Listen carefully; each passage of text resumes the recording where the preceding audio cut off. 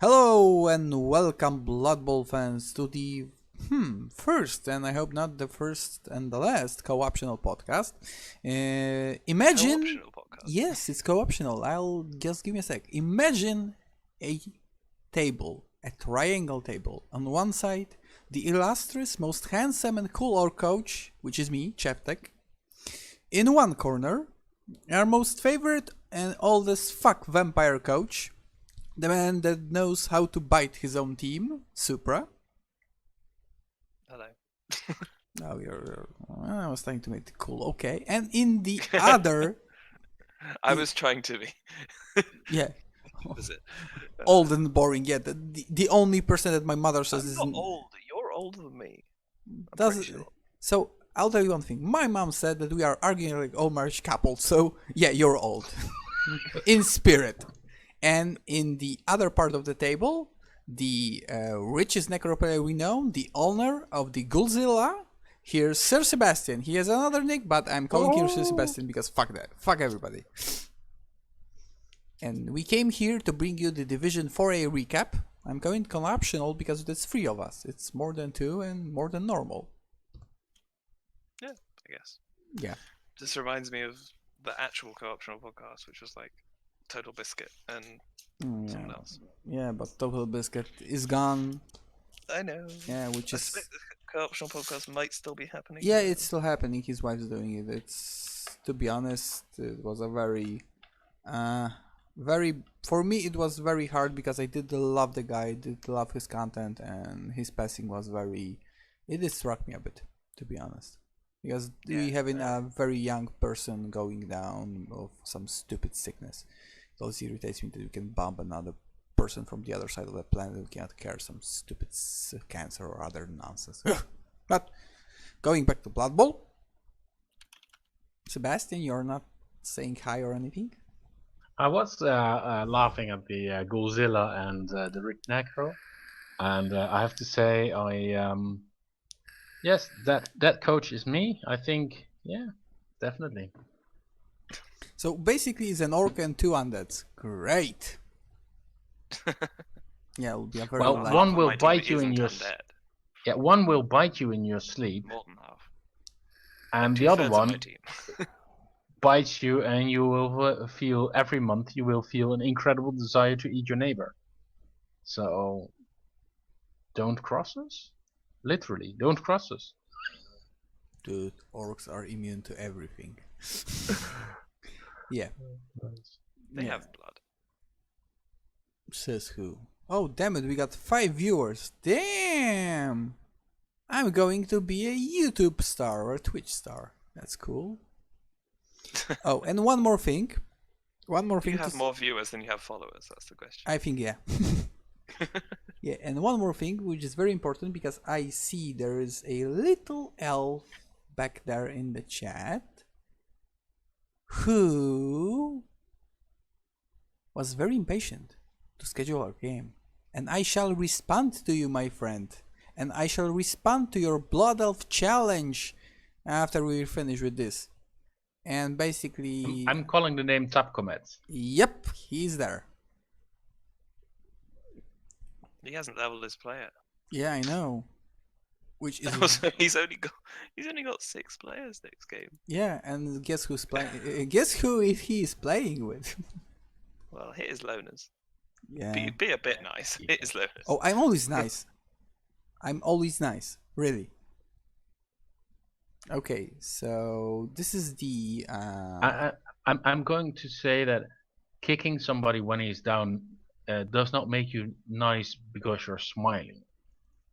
Yes, it does. It's Blood Bowl. It makes you nice because you're smiling. This is Blood Bowl, the essence of Blood Bowl. Yeah, well, that's true. That's true. Yeah. So this is the standings for the division. This is totally incorrect because the second place shouldn't even be here because he just played his game, didn't wait for the podcast. How rude of him! I'm going to root for the for Tapcomet because if he makes a draw against you, I will still lose my place to both of you. But in fact, if he even if he loses, you lose your place because he's a lower TV than you. Yeah. No, it isn't the TV. It's the touchdown difference. Is it? But I'm thinking, freaking amazed by my necromantic having a +8 touchdown difference with losing 3 games. Where basically this just show how Blood I think you Bowl. won like strongly on the last 2 games. You won 3-0 and 4-0. Yeah. Yeah. That's a lot. And 2-0 in the previous week. So you've won 3 games in a row with the opponent scoring nothing. Yeah. That's what I'm used to. And I'm not so used to the first 3 games where I was totally crushed and yeah. Well, that's like sometimes or Blood no, Bowl. that's undead. But yeah. Basically, that's So- Blood Bowl. How did your last week go, guys? Tell us about it. Well, I'm not this div, so I'll let Chev take it. Oh yeah, always go to the go to the guy that says a lot of nonsense. Yeah, basically went quite well. I did have a romantic date with the Amazons on Valentine's Day. Mm-hmm. He did it before we streamed. Well, He's betraying that's his own rules. no. is. If I do it, it's okay. If somebody else do it, that's cheating and rude. Yeah, but basically, we will talk about the game. It ended not as I was thinking about it. I was more in going something about a draw. I did win it, and wasn't 2-0. expecting it at all. Yeah, wasn't expecting it at all. And the match did make me a bit of. I did get a little push of the match because it was the moment I realized that basically I can fight for the first place, which is something I had never an option in REBBL, to be honest. It's nice. Yeah. Oh, we got the lizard coach there. Hi there. What was he saying? That my plugin doesn't work. Oh god damn it. No. Well, I want to say a shout out to some guy. Great game in the sense that we played it, and it's good that it's finished, but it was a total dicing. So sorry, and thank you. But damn, that was nasty. Nuffle was nasty. Yeah. Nuffle was nasty last week. Nuffle was nasty this week. And I'm very glad it wasn't that nasty to me. But damn.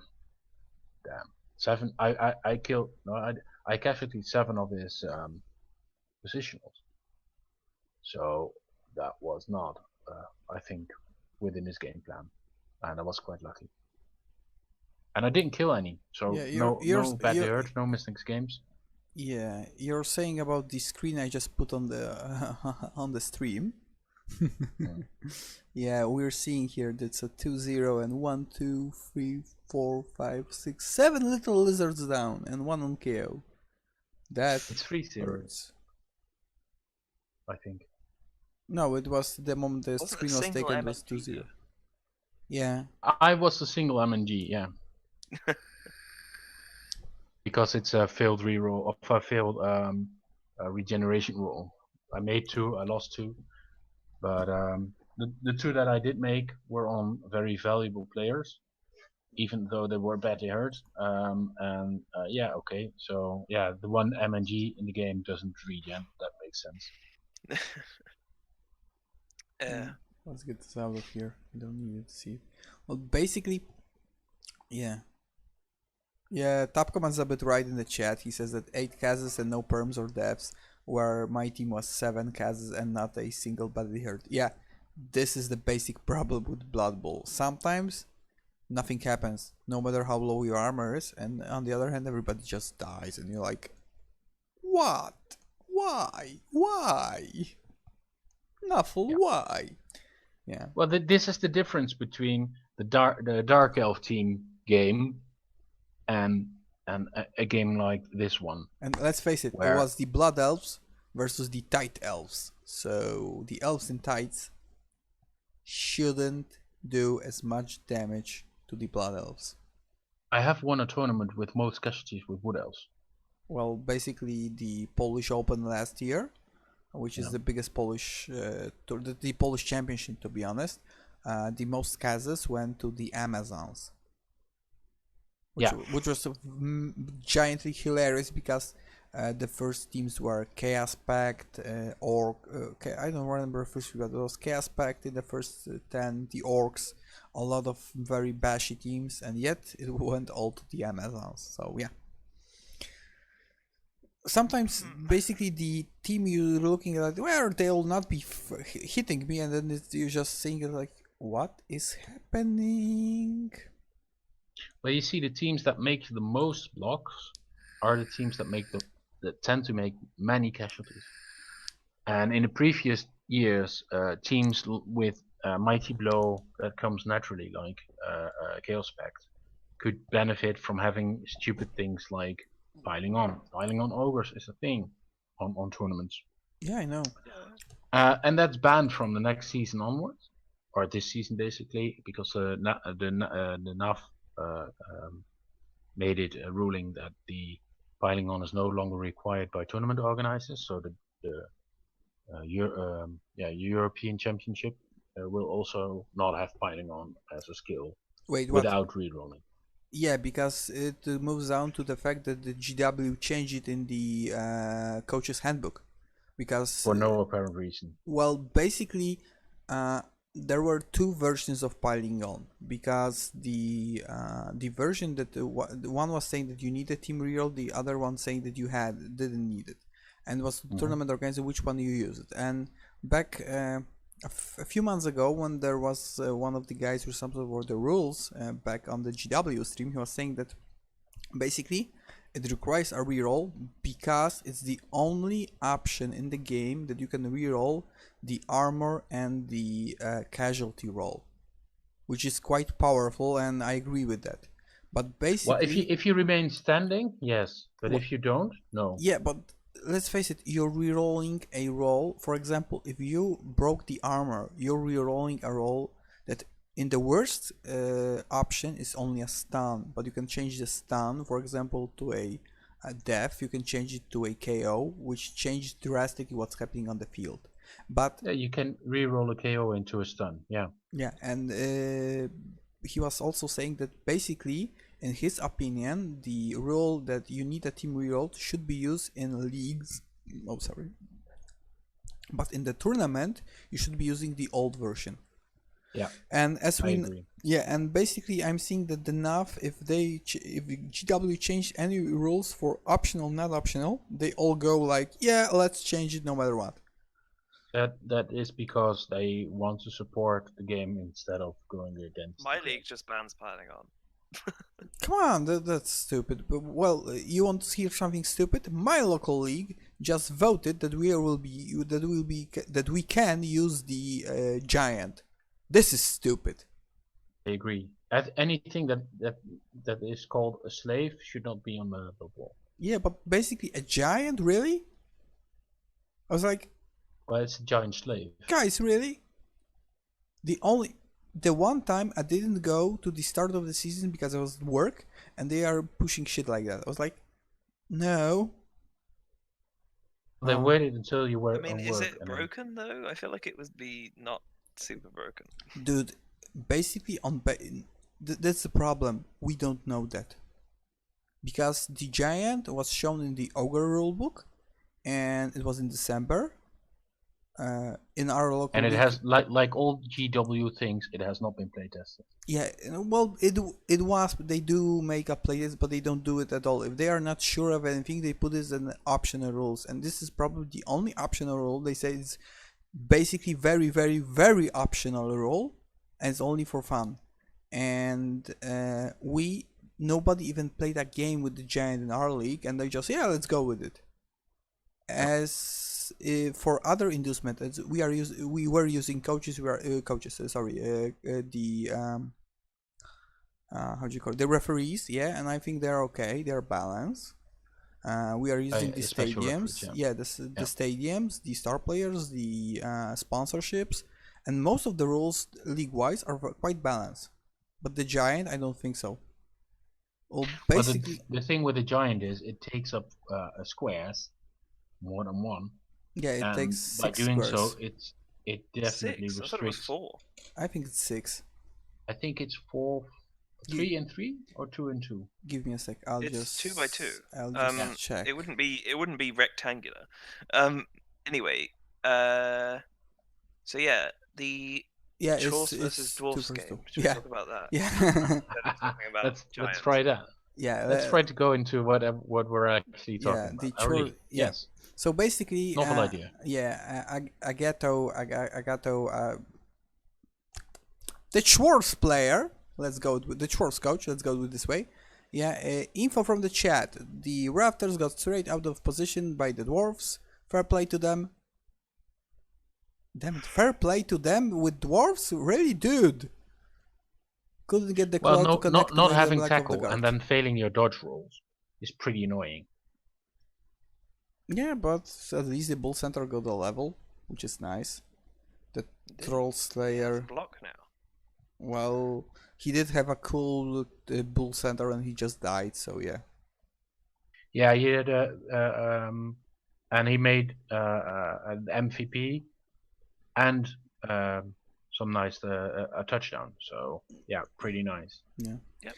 And he already had an MVP before, so yeah. Let's see the statistics here. We got the River Run Rafters, 25% ball possession, 18% occupation of own half, 6% occupation of opponent's half, 1 pass, 1 successful catch, 31 blocks succeed, 50 yards running, 4 yards passing, and the Dwarfies 68% of ball possession, 37 of occupation of own half, 31 of occupation of opponent's half, no passes, no catches, duh, 55 blocks succeed, 2 injuries inflicted, 102 yards running, no yards passing. well, this is a weird game for me to put into perspective, because normally I would expect dwarves to not really respond well to claw players. Well, one of the claw players did level up this game, I think. Oh no, it wasn't this game. Sorry. Yeah, the last one, because basically all the SPP went to the Bull Centaur and Fallboy Fish Fry, which is probably the Hobgoblin, which will, if I recall correctly, he'll probably be the one that will replace the guy with the Niggling. He got 1 SPP, so yeah. The dwarfs were 5 on Barrel Barry, 2 on Robbie Richard. How did they get 1 when they didn't make any passes? Sorry, am I? Well, they apparently made a completion because they got a completion point. Yeah, they got there's 1 successful and pass. And that's Riveroon Raptors, not the dwarves. Sorry. No, I'm talking about the dwarves got saying the other dwarves. Yeah, the other dwarves, the less ugly dwarves. Got 5 for Barrel Barry, 2 for Ruby Richard, 6 for Garnet Gary, 2 for Diamond Dave. He's really trying to break my tongue, right? But only 2 casualties. I mean, I think this game, I haven't seen it, but I have to go by the result and think guard there were no everywhere KOs makes it. And difference. only 2 injuries from the dwarves. There were none from the claw on the yeah. But if you it's a strength 3 guy, right? If you do not have the 2 die advantage, there's a huge probability you will not get anything or much of anything down. Yeah. But so give it 2 blocks and both downs, you're stuck there. Yeah. You're not going to get away, and then suddenly the next turn you will not be able to block 1 die, and if you're lucky, you may even half die. So I think that's one way to invalidate the that single 1 player. Yeah. Just swamp it. The info then from the chat. Cannot do anything. Close was only getting stuns, unfortunately, as is being pointed out. Guard was the big issue for me. Yeah, because he did outguard you. As funny as it and sounds. out strength. Well, basically no. He outguarded him, but the strength advantage was still on the Chaos Dwarf team. Yeah, but barely, because the strength guys, the 2 Bull Centaurs, don't have block and no guard, and do not really get into the play that much. We do have to how do you call it in English? A difficult language for me as always. we do have to differ that the strength advantage was on the cast dwarf side, but the by 1. basically by 2, because you got 2 bull centaurs with 4 strength. But on the other and hand, a blitzer with strength increase. oh yeah, right, the dwarves have, oh sorry, yeah, by 1, yeah. But on the other hand, the dwarves do have the guard advantage, because the dwarves always have the guard advantage, no matter the universe you're playing it. Basically, if the dwarves don't have guard advantage on you, the dwarf player is playing them wrong. I'm going to. What if you're playing chaos and every single one of your players has guard? Well, then you're playing stupid. Yeah. I know. I mean, yeah. So I think Tungsten Titans coach Vilinich should be commended, because it's an amazing result to have all your linemen with just 1 skill. Makes the team so much more effective. It's it's a miracle. I mean, I don't know how he did it, but he got all of those on 1 skill, and it makes his team so fucking much better. Yeah, in a normal universe, I said yes, but on the other hand, I do remember some very very evil necro that had guard and block on all of his zombies. Yeah. But he's now the problem of the last division. Yeah, he had 5 guard zombies. Yeah, 5 guard zombies. Basically, the dude had like 16 doubles. 16 doubles, strength ups on werewolves, because why not? Claws, mighty blows, piling guns. There was a werewolf with strength up, mighty blow, and piling. Yeah, but thanks to how REBBL works, and we all love how REBBL works, he's now the problem of Division 1. Well, you still have to. You're already done with the mighty blow strength wolf, because that's the rich necro. Yeah, I know. and the Ghoulzilla. Yeah. But this dwarf team is definitely. I would drop it in Div 1, and think he would have a good run there. Yeah, I know. Because the team as it is right now, it's basically done. I mean, it's good. Well, it's 2 things. The one thing that the team is made. Well, let's look at the team, because why not? Where are the dwarfies? Yeah. So basically, the Tungsten Titans are very well developed overall. But I'm thinking that you are curse casting him, because the last team you said about it got massacred by elves in tights. So yeah. It is. Yes. Maybe I'm hoping for this. Yeah. You're not the only one here. But oh, and the Blitzer with the 4 strength got a MNG, I think. Yeah, it's MNG. Okay, broken jaw. He deserved it. But basically, yeah, dropping teams like in Division 1, not our problem anymore. Yeah, I'm okay with that. But the one thing we do have to remember, he plays. I watch a few of his games. Didn't watch this one, but I did watch a few of his games, and he plays phenomenal. It's a very undwarfish way of playing Blood Bowl, which I just love. He isn't afraid to do dodges, and those aren't stupid dodges, you know, the ones you might guess, oh, I'll dodge because no, he has a plan for the game, he executes it. Yes, the dice do help him, but he knows what he's doing. And this is basically the one thing you don't see mostly, because a lot of players, especially new players, go for dwarves because they are a safe pick. Because they are high armor, they are guard, they got tackle, they got a lot of skills, they're very hard to get out of the pitch, and they all play them the same.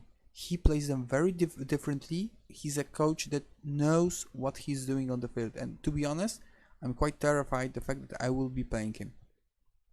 I already played him and I lost, so it can't get any worse for me. So do your best. Yeah. On the other hand, let's look on the basically I wanted to check one thing. Does he have a he has this cool he has the stadium upgrade with the star players are cheaper, which gives him 2 star players at basically no cost whatsoever. Which I like if you have a lower team value. Or basically at this point, when he doesn't have to save money and he has a lot of cash, basically giving that the star players cost him the first two star players cost him basically 10k. Well, it doesn't matter. It's still useful. Yeah. So the strength for dwarf got MNG from a fireball, which why he wasn't flagged as a cast for me. Okay. I respect that. I respect the fire mage. He did his job good.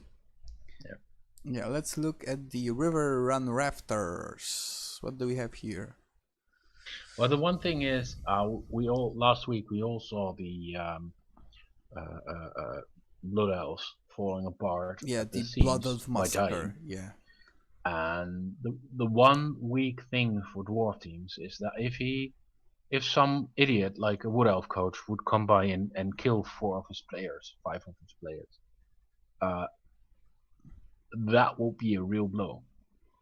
Yeah. Because that's something that will not be easily rebuilt Yeah. into the perfect team that it looks like right now. Sorry. Yeah.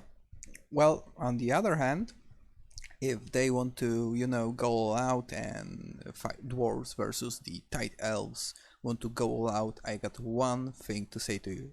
Remember what I said. If somebody gets the 3 down, if somebody gets the 3 problem out of this division, I'm going to praise you till this podcast ends, till we end the season, and probably for the next season.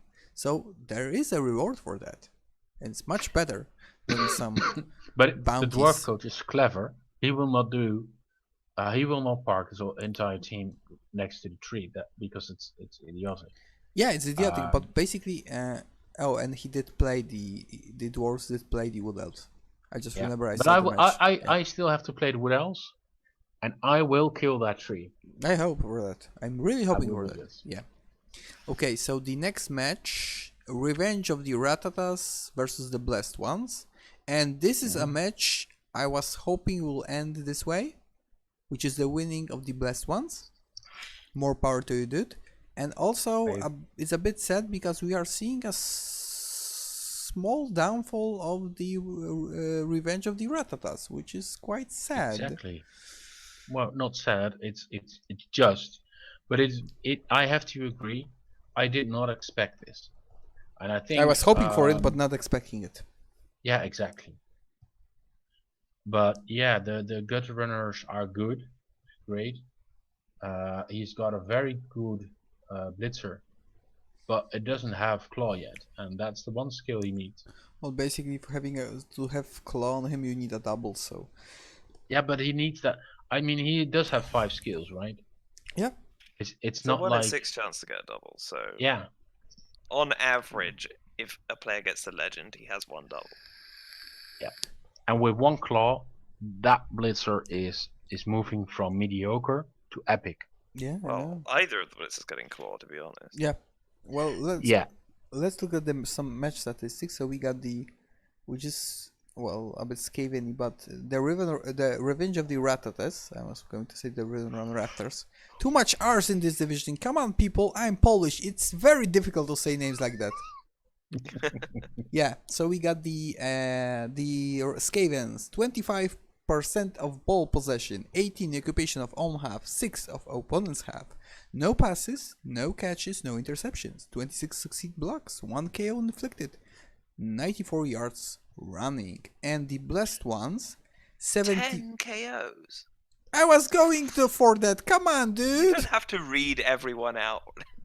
Well, I'm doing it, so give me a chance. 75% of ball possession, 6 occupation of own half, 68 occupation of opponent's half, 1 pass, 1 successful catch, 54 blocks succeeded, and the massacre comes here. 10 KOs inflicted, 4 injuries inflicted, 1 kill inflicted, 102 yards passing, and 4 yards running, and 4 yards passing. Damn, it was a cool game. I think the Ratatas may actually be happy in losing this game in the sense that they didn't lose their entire team. I mean, you're supposed to get 2 for every casualty. You get about 2 KOs. Yeah. So if you get 12 KOs, you should have somewhere like 8 casualties. What? That would be 6, man. Yeah. That's half. They did lose a player. Yeah. Yeah, you One, said yeah. for every one there are two. Oh which is yeah. half. Now I remembered what I don't But like the there is a blessed death. ones. There was a death from the Yeah, Rascals, there's but 4 it was a casualties random made line. and 10 KOs made. You know what's scary? The blessed one, the casualties and the SPPs were very evenly distributed among the team. We got 5 on Ahrim, Yeah. 2 on Kolbadar, 2 on Angran, 2 on Ingo Peach, 2 on Burias Dark Shawl, 4 on Fail Badan, the spoiler. Oh god damn it, I hate this guy. And 3 on Fulgrim. I also hate this guy. And this makes me wonder, because Cole Badar is the player we all expect to make many casualties. Mighty Blow, Well, Claw, Block, piling on. yeah, on one side, But he yeah. got random casualties on non-skills, non-block players. Well, And they may have been linemen, but damn. you have to remember one thing. If you got a player like this and it's your only player, on one hand, yes, he's supposed to make a lot of casualties, but on the other hand, you are trying a bit to defend him. Because if he ever goes down, especially against Skaven, you're going to see a lot of shoes flying your way. Yeah. And the other thing, he is a bit of a scarecrow, because you are trying to avoid him at all costs. Because if he goes in hard. Which is why you need 2 or 3 of those. Yeah, let's see the teams. Where But are it's normal rolls, right? It's just 4 skill ups, and Yeah. you're done. I mean, he's got a blitzer with 5 skill ups. He's got an average of 3 skill ups on his gut runners, on 3 at least. Yes. I mean, with 3 skills, you're already got a claw, mighty blow, piling honor without block. Yeah, But so getting those 3, you'll get the 4 skills. Do we know who he lost? Because I think it was just a random lineman. oh yeah, so yeah, it was a random line. okay, so that's Naive Skaven. Ratata. Yeah, so the Skaven don't look much different. The only thing is that Quiet Ratata got a Already minus. been replaced. Yeah, and the dude got a minus movement, which is Movement. yeah. If your lineman has 6 movement and 2 SPPs, I would fire him. Yep. Useless. If you have a bench and you don't have all the money in the He world, also has the money to replace him as well. So He has the money to replace him. He still has 15 players in total, so yeah, I would replace the guy. Yeah, maybe. But he also, he needs to replace the dead guy as well, of course. well, the dead guy's already been replaced. Yeah, Unless he had 16 players at He the did. start of this game. No, he did. missed. he did. He doesn't have the number 10 second thrower, so he's got. Yeah, he did. He No. already started with Number 15 9, he players. already had the second thrower. Yeah. Yeah, he has a second One thrower here. thrower. No, he has 2 throwers. Right, in the game match, he had 1. Oh, So okay. he bought another. Okay, but yeah, but still he has 90k, so I would replace. I'm not to be honest, very much of playing with a bench that big, even with Skavens, because 15 players is for me is a bit overkill. 16, to be honest, is a more overkill. But if you are playing this way, I would replace the lineman with 6 movement, because he's totally useless. I would He play did have a 15 or claw. 16, He did have a claw mighty blow blitzer at some point, and it died. and it died. Apparently. It's you do have the big bench for one reason and one reason only, and that's because you do not want to field a gutter runner or any gutter runner. So if you've got the movement 10, sprint, sure feet, catch, a leap, agility, gutter runner or whatever, that's the moment you take a big bench with Skaven. Yeah, but he doesn't have At one. every other case, you want your team value to be so fucking low that you get 2 or 3. If you can, you get 2 star player inducements. Yeah, but So you need to lose. He needs to lose the weight until he gets his 1-turn touchdown, and then he needs to yeah, bulk but up. Skaven on his, do bench. not I think have. he's fine. Well, this isn't a bad team. It's still a very dangerous team to play against. He well, I did play with him, so I know that he plays very good with the gutter runners. He knows how to use them. He saves the storm vermis when he doesn't have to, so he knows how to play. And the rat ogre, well, let's face it, in the game against me, he was very, very naughty and useless. But he know how to use him if the rat ogre work, and he didn't work most of the game, so that's that. But basically, I love that he gave it piling on. yeah. It's a bad skill. I mean, I recognize. I'm a proponent of piling on. I love piling on. I like that he gave it to the red ogre. It's a bad skill for red ogres, but This last one had piling on as well. I think it's First skill. it's fucking brilliant in some ways. It's fucking scary because you get the free extra star player points 1 in 6 times. Yeah. But on If the you other do it hand, after a long picking up a red ogre is the most difficult way of picking up a big guy because he's got wild animal, which means the only option to get bonus points bonus to the roll is when you're doing a blitz action. Correct. And which makes no other guy in the team doing a blitz action. No, it's Correct. with a block or a blitz. Yeah, No, but if he's lying but down, you the can only option is a block. blitz. Yeah. Unless he has jump up. I prefer block over jump up for some reason. Yeah, if I got a double red know. ogre, I would take know, block. Maybe on your maybe on like your third double, you could take. No, because the first one is block, then it's claw, Yeah, and then what? and then I get Dodge. tentacles because I also get a strength up. I'll go for a dodge. But yeah, I'm going it. Could go for dodge. It is edge 2, so it could leave a tackle zone theoretically. Yeah, But no, it's break more Yeah, for. you could also get tackle.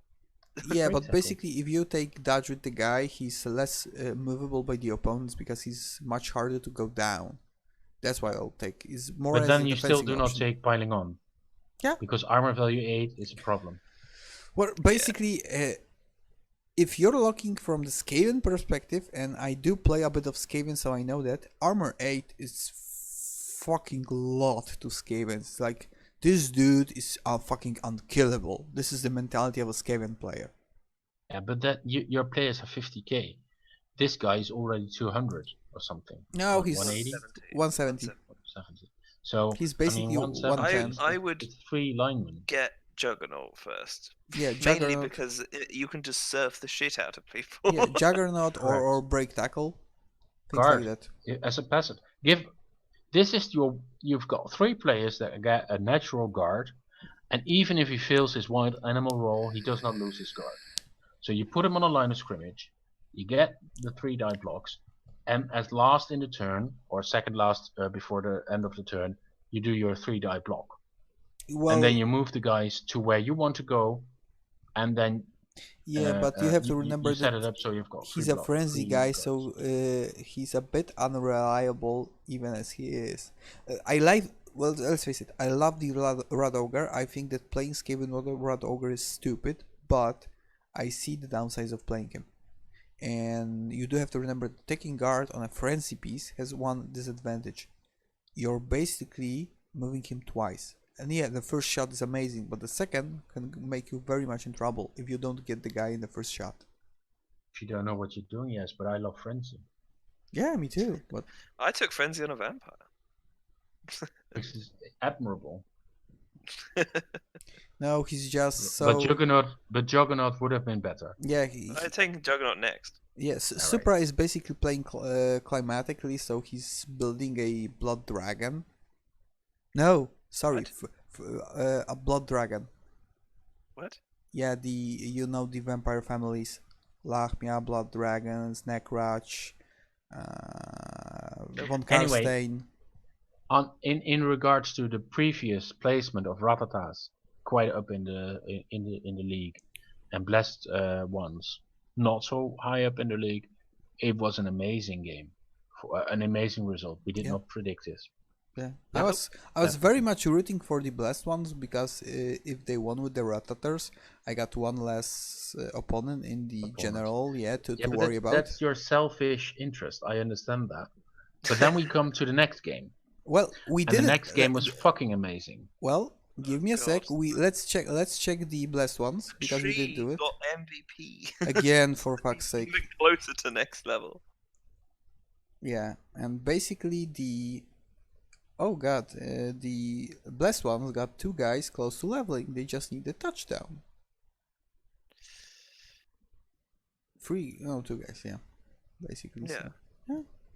The team is okay. I don't like to talk about them because when I see those names, when I see Felbadan, when I see Mortarian, when I see Engran and Fulgrim, it's like, oh god damn it, I hate those guys.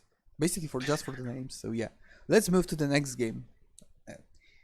Yeah, the Bloody Dark Spiky Maimers against the Amazing Strippers. Yeah, so the Blood Elf Massacre.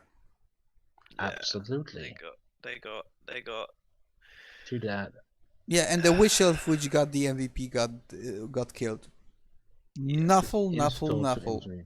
And the the tree got the MVP. And the tree got the MVP, and the tree got another double. Nuffle. No, that was not this game. That was last game. All right. No, but it's still. The tree only got 7. This tree irritates the fuck out of me. Well, basically, this result I wasn't expecting it. The massacre that happened, the death of the Blood Elves, I didn't expect it. When I saw the outcome, I was like, what the hell happened there? Let's face it. Well, I did expect the 2-1 result. And I could have been 2-1 for the Dark Elves. What I did not expect was that we've got a league filled with piling on idiots. The most kills comes from a fucking Wood Elf coach. Yeah, which, let's face it, the Wood Elves are in... But we're going back to the thing that I told the recap ago and 2 recaps ago. I like when they're playing 2 edgy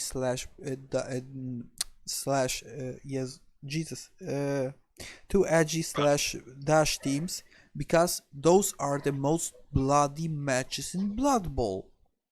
When there are 2 bashy teams, they're basically most of the times very high armor, so it's like, yeah, they're hitting the guys but nothing happens. And yeah, here with the teams like that, it's always a very, very bloody game. And we got instead of it's Norse on the bash team, and then they can just get absolutely obliterated. Yeah, but the Norse is low armor and you count that. But basically, looking at the what happened here, we got 7 injuries in total on both teams, 6 for the Elves in Tights and 1 for the Blood Elves.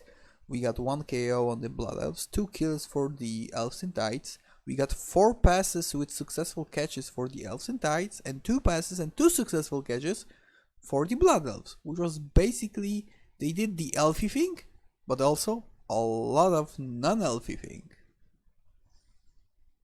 And let's face it, looking how did the Blood Elves look before this game, if somebody told me there was so much casualties and so much so much injuries inflicted, I would say it was the Blood Elves, because it's easier for them, not the other way around. Also, I hate the tree. Not anymore. Yeah. Yeah, so let's see the can somebody explain to me why the tree has dodge and not something useful like jump up? Because with jump up, you do not have to make a stand up. You don't have to roll, yeah. Yeah. But on the other hand, if I get this tree down, it may not ever get up again just by its own dice. Yeah, but this is the thing. This is the basic thing. If you take it down, we're talking about the fucking tree that has 6 strength. It has basically is a bludger with stand firm, which is very, very, very, very hard to get down. You have to spend a random block. No, because you do have to spend a lot of resources to get him down. I've got a strength for wolf with tackle, and I've got 5 guard. Yeah. I think I'll pass the strength requirement. Yeah. So no, but yes, of course, but you have to use 3 guys to do it. No. Yeah, but he will put it on the line of scrimmage. Okay. So, but it's still 3 guys, and you have to take him in the first shot. If you're putting the werewolf in the front and he successfully pushes the tree, and then he stand firm. if he doesn't No, you use the can, but he can. Yeah, exactly. I still got. As I said, I've got 5 guard. I will always get a second and a third and a fourth double block on the tree turn 1. Well, that's But if he puts in the line of scrimmage. Yeah. Sometimes. well, if you don't, it's not going Sometimes to you put go it one anywhere. back. I've definitely seen it a lot in Wood Elves, putting it one back. From Yeah, the line of so scrimmage. Top Command is saying that mostly he just avoided the tree in the game and it worked fine, but his team was Yeah. murdered by the rest of the elves. Yeah, the one Yeah, mighty they blow. do have a mighty blow, so War Dancer is good. Yeah, Donnenberg says you basically don't want to take it down because half of your team will be standing next to it if it gets back up. Yeah, this is also true. Because you have to remember, it's a 4+ roll, it's not that easy, but if it gets up, you have a problem.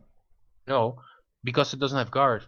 And that's why I'm so surprised. If it had block and guard, dodge might have made sense. But to But be in this case, fair- it's just a tackle zone. I'll just run away with my ghouls and whatever. yeah. But you got a Godzilla with 5 agi, you don't count on it. I'll just walk away with all my zombies, and I don't even I mean it's movement too, guys. Yeah, I know, but basically you got 2 options. Either you go for the tree and you are using a lot of resources to try to get it down, or you get probably a how you call it, a field in this, another field, a circle in the center which you do not enter. Yeah, I know, it's denial of space, and that's Yeah. the same thing as with the giant slave. I'm going to take 5 minutes. I need to move my station. I'll be back. I'm muting my Yeah, mic no for a problem. We'll so basically we don't have anything talking. else to talk about the wood elves. Let's just Yeah. see the elves. The elves in tights. Yeah. What did he say he was going to do? Move He has his to station. Yeah, because he's playing. He's using a laptop and he's probably moving so he doesn't wake up his wife. So yeah. Let's face it, the fair wrath of a woman is far more dangerous than the wrath of anything we know, even Nuffle. Yeah, so basically the Blood Elves didn't level up. They did? No, he didn't. He had the level up, but He hasn't leveled up yet. Yeah, he hasn't leveled. That's what you mean. So, Top Comment asked me where game went. Probably tomorrow, if you're okay with it. I don't know yet if it will be after, because you said you can play after or before the time between the 6 and 10.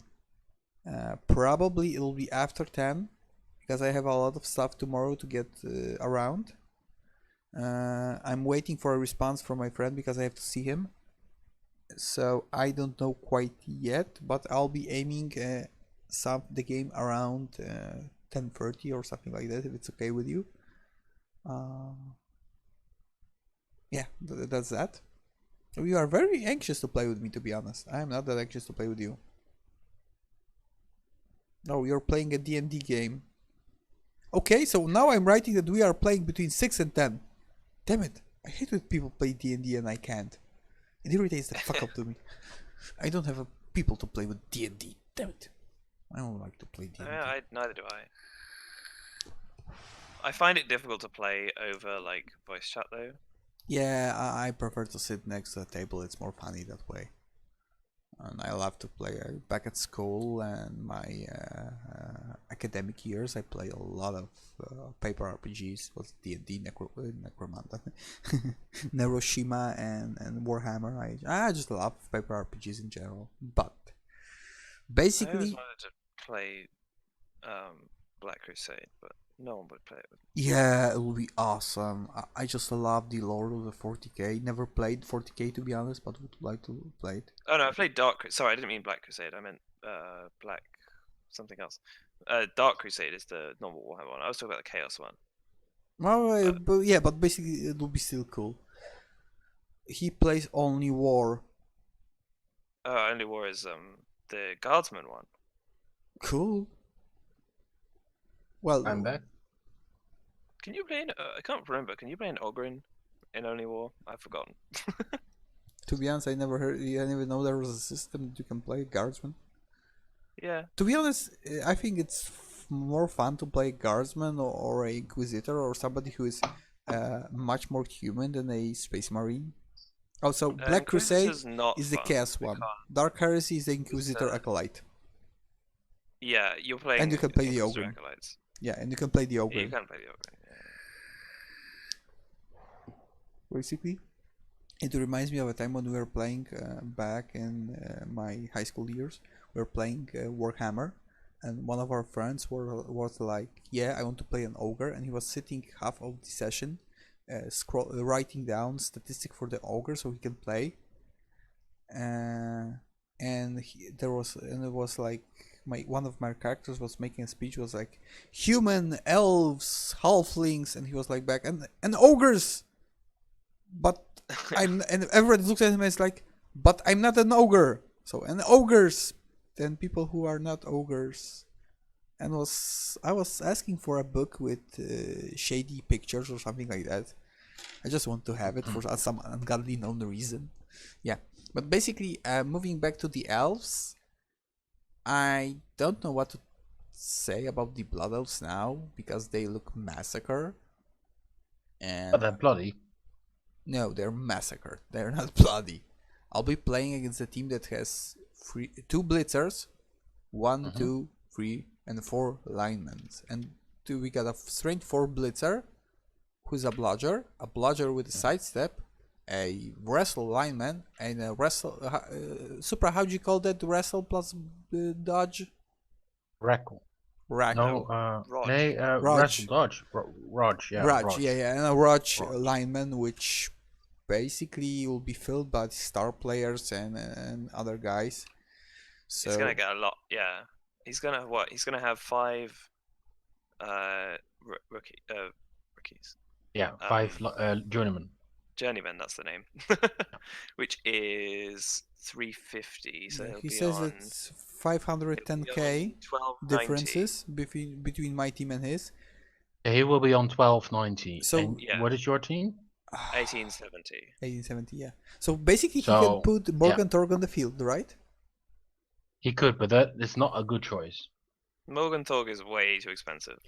Guys, No, not for him. Not in this case. yeah.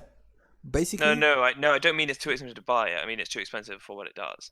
well, I would agree with you, but last season of my tabletop league, we got a very, very high TV orc team, which was basically ripping apart every team, and he played against halflings, and the halfling coach got Morgan Torg, and Morgan Torg just fucked up the whole orc team, basically by himself. So he is expensive, I agree with that, but if he works, he's terrifying. We got an ogre that has 3 agility.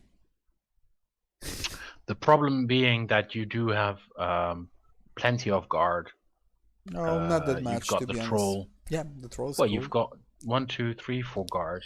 There's plenty. If you put the black orc blocker with block dodge next to him, you'll find it difficult to You're get out referring of to him. Arnold? Yes, he's the governor. Yes, Governor. yeah, the governor. Yes, he will go into the chopper. He'll be back. Yes.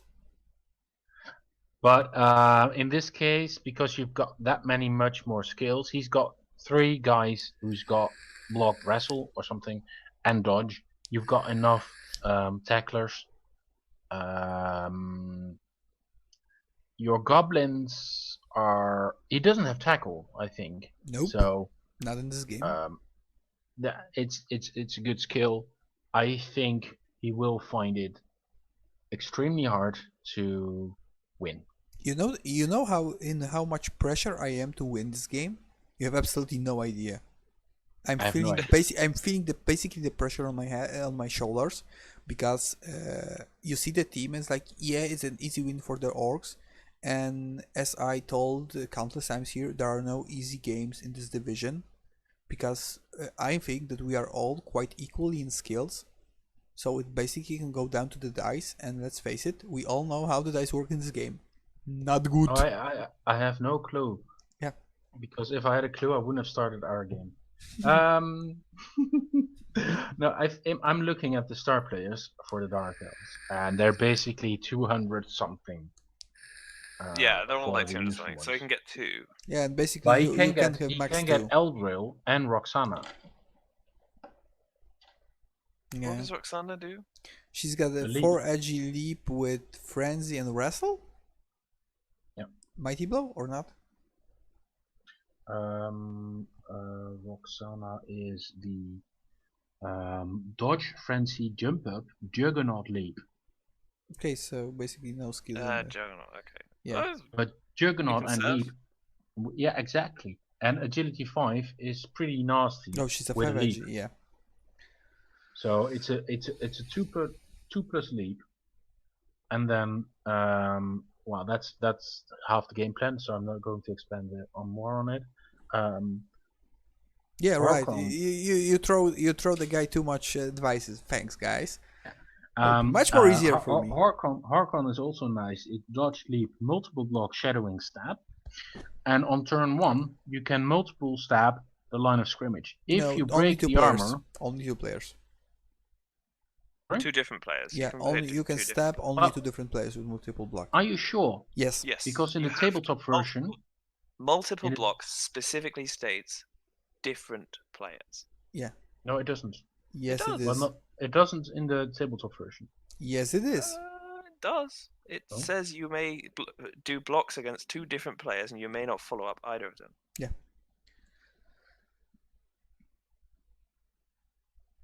We did check it 2 streams ago, if I recall correctly. Something like that, yeah. Yeah. Maybe more than that, but yeah. To be honest, if I wasn't so lazy, I would get up, go to the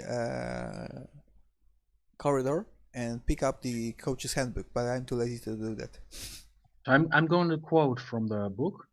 At the start of a block action, in this case a block is replaced by stab, a player who is adjacent to at least 2 opponents may choose to throw blocks against 2 of them. Yeah. Make So each block 2 no, of them, it means yeah, 2 yeah, different no. ones. Except that it doesn't. 2 of them means Okay, 2 okay. I'm taking the players. coach handbook. Give me a sec. Two of them means 2 players. You cannot throw 2 blocks against the same player.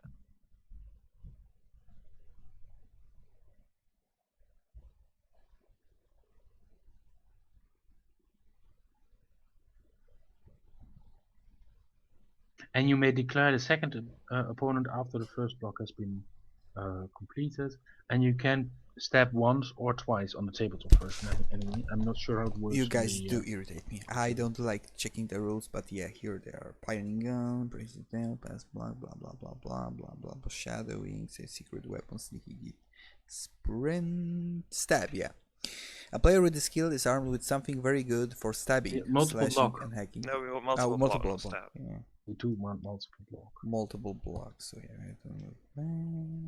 never. Multiple block. Yeah, okay. At the start of a block action, a player who is adjusted to at least 2 opponents may choose to throw blocks against 2 of them. Make each Yeah, block in 2 a of them turn means as 2 normal, different ones. except that each defender's strength is increased by 2. The player cannot follow up either block when using the skill, so multiple block can be used instead of frenzy. But both skills cannot be used together. They have the option to throw the second block. The player must still be on their feet after the first block. Note that if there are more than 2 adjusted players, you can wait until the first block has been resolved before declaring target of the second block. This skill can be used during blitz action. So basically, you can use it on 2 different players. Yeah, it If you do specifically it on says 2 targets. Yeah, 2 even if you targets. do it on 2 targets, it's still a free yeah. 2 Yeah, armor it's- roll. Yeah, It's no risk, Yeah, it's no risk. Yeah, basically it's a no risk skill. It's a no risk skill. Except you're still standing there, but on, and also game your 0, AB7. Oh, so we got Vilenci in the chat. So hi Erdu, didn't see you there. So we got the coach. We did talk about your team. So yeah, we hate you. Basically because you got a lot of guards, a very good development team, and you know how to play. So and you play dwarf. So basically we hate you almost as much as the elves. I mean, it's a friendly kind of hate. Yeah, like We don't hate you. no, we don't hate you as a person. We hate you as a dwarf coach. Because there is no hatred in Blood Bowl. You cannot hate the player, but you can hate the coach. So yeah, basically, yeah, he has a lot of options, and I'm quite scared. So let's move to the next game, because you can give him too much advices. Oh yeah, the Winter Devils versus the Bridge Burners, a 4-0. At this point, disclaimer: as a streamer, I need to add that the Bridge Burners were the ones saying that they will outdash the bash and outbash the dash. Didn't wait quite well for them, didn't it? They did not outbash these dash teams. Nope. And they did not outdash either. Yep. And I can totally confirm it was another dicing with They leads did get failing. more injuries than Yeah. you. Well, that was amazing, but it was too late to do any benefits. And yeah, that was the I'm very lucky that my team survived. But indeed, it was They only had 10 it was hard yards punching. running. Yeah. They almost had as many yards passing as they did running. Yeah. 10 They had yards 10. running, 4 yards passing. Dude, they got 6%. One square is 2 yards, right? Yeah. So They got 6% of ball possession, 6 of occupation, all have no occupation or have. What the fuck did you do there? That's 2 Tell us. turns. Tell I us. believe. What did you do there? Well, I thought this is my name is Slan, Slan, so Sebastian van der Laan. So basically, I am this team, so I know exactly what they need to do, and I didn't allow it. So I knew how to play against this particular team type, and I knew I had to let him come to me. I was quite aggressive, a bit too aggressive actually, but I got away with it. And then casualties happened, and I KO'd him a lot, and that was all I needed. So basically, you outnumbered him and then finished. So basically, I got the option to make a casualty early. I made a KO, another casualty, and I think after that he also threw rubbish dice. So leaping on a 2+, and he rolled a 1, we rolled 1, and then I was gone. There was no comeback for him at that point. I had a strength 4 ghoul with the ball inside the cage with 2 garters. There was nothing at that point he could do anymore. Yeah, you got also nice SPPs, very much. 5 on But one you guy, see 5 on the that other. the ghoul 6. was injured into badly hurt. Was it Godzilla or the other one? Yeah, it was Godzilla. It was not. Yeah, it was Godzilla. Okay. So the last 2 games, both my did I say that right? Yeah, I think so. Yeah, and this is the game where I bought the new werewolf, and it made 2 touchdowns. So I immediately got a skill, and that skill was Mighty Blow, which was something of a debate because I really wanted something with block. Yeah, he's got block now. Let's face it. Yeah, exactly. So that went well. The werewolf got another. The rich strength Mighty Blow werewolf got another skill and was not a double. So I picked dodge. I think block and dodge should normally have some significance in standing up strength 4, but I believe that is a myth. And my other white got a skill. He had Mighty Blow, and I gave him tackle because I was going to face something with 4 or 5 or 6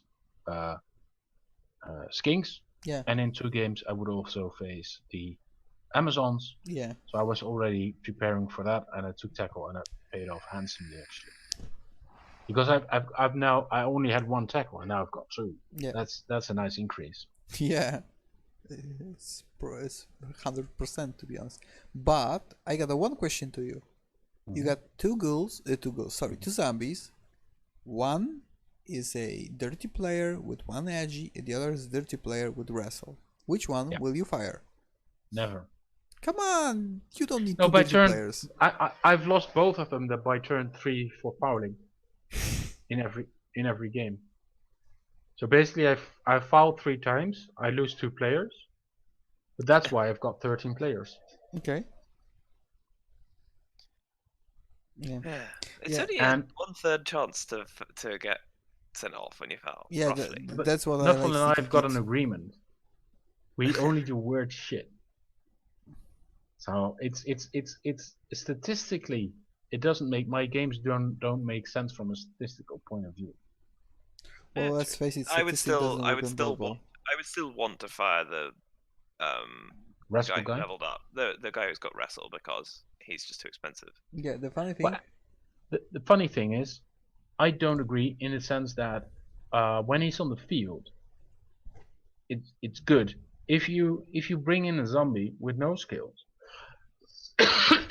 sorry, it will die at some point. If you place this zombie next to a big guy with no block, the big guy is going to be in a quandary. Is he going to block it or not? And especially if it does have block and it does get into a both down, you will never have a coach that says, let's reroll it. But I've now got wrestle and you're down. Yeah, but basically, Yeah. If he doesn't have block and he's using, for example, a But Minotaur I or think something what I else, mean is it will be better to have another zombie with wrestle and that zombie only having dirty player, because then your wrestle doesn't get sent off when you use the dirty player. Agreed. well, basically, on the other Agreed. hand, But you see, I think when you're going to it, the star player points that I get on my players, I'm not as good as Villanage in getting a equal distribution of star player points. So that means that if I get a second and or a third and a fourth skill up, and I pick piling on, I pick dirty player, I will definitely fire him. And I'm not expecting him to get a third skill. well, Because that will basically, be useless. so this guy works like that. For example, you're standing at a big guy, he blocks you, you go both down. Next turn, you get up and kick him in the face. That's your plan. Exactly. Okay. And it already killed one player that way, so. Okay, I can go with that. So basically, the funny thing, I'm looking at the bridge burners here, and only thing they lost one blitzer, which is a lot for those, because those blitzers are quite expensive. His team is quite intact. Yeah, but his team is still quite intact, which is quite, for me, maybe jarring is a bad word, but I'm quite surprised because this team still on paper looks like the one that should be fighting in the first place in this division, No, first, second. No, basically they should, but they aren't. No, I don't. I disagree on the grounds that Leap is fucking amazing, but it will not fly. No, which is a nice pun. In any team that has a mixed capacity for strength and regular skills. So if you face something with enough guard, Leap will never. Yeah, but he has 4 guards here. Yeah, but he has 4 guards. The guards. I mean, he's got guard on 3 players who can only leap on a 3+. If you need a 3+ and then a 2+ just to get inside the cage, you're blocking up so much, and that's for a 1 die block at best. It's a great team as long as nobody has the ball. The things it lacks, in my opinion, is that it lacks the speed that it needs. So it doesn't have any movement 8 or 9 players. It has slow 6 speed. It has no starting skills. Some of these players will die, and they will be fucking hard to replace. Yeah, because they're the catchers, they're amazing. If you have a catcher with the ball and block or dodge, and sure hands 5 edgy. Yeah, well, 4 edgy is enough. He's a 5 edgy. Because, yeah, I see, but that's a waste of agility. A 4 edgy on the blitzer is good, but a 5 edgy on a catcher is pointless. Well, it's not completely pointless. Well, you leap on a 2+, what else do you want to do? Dodge. Well, yeah, but you don't. If you leap, you will always leap to a square that after that leap you have to do only a 2+ dodge.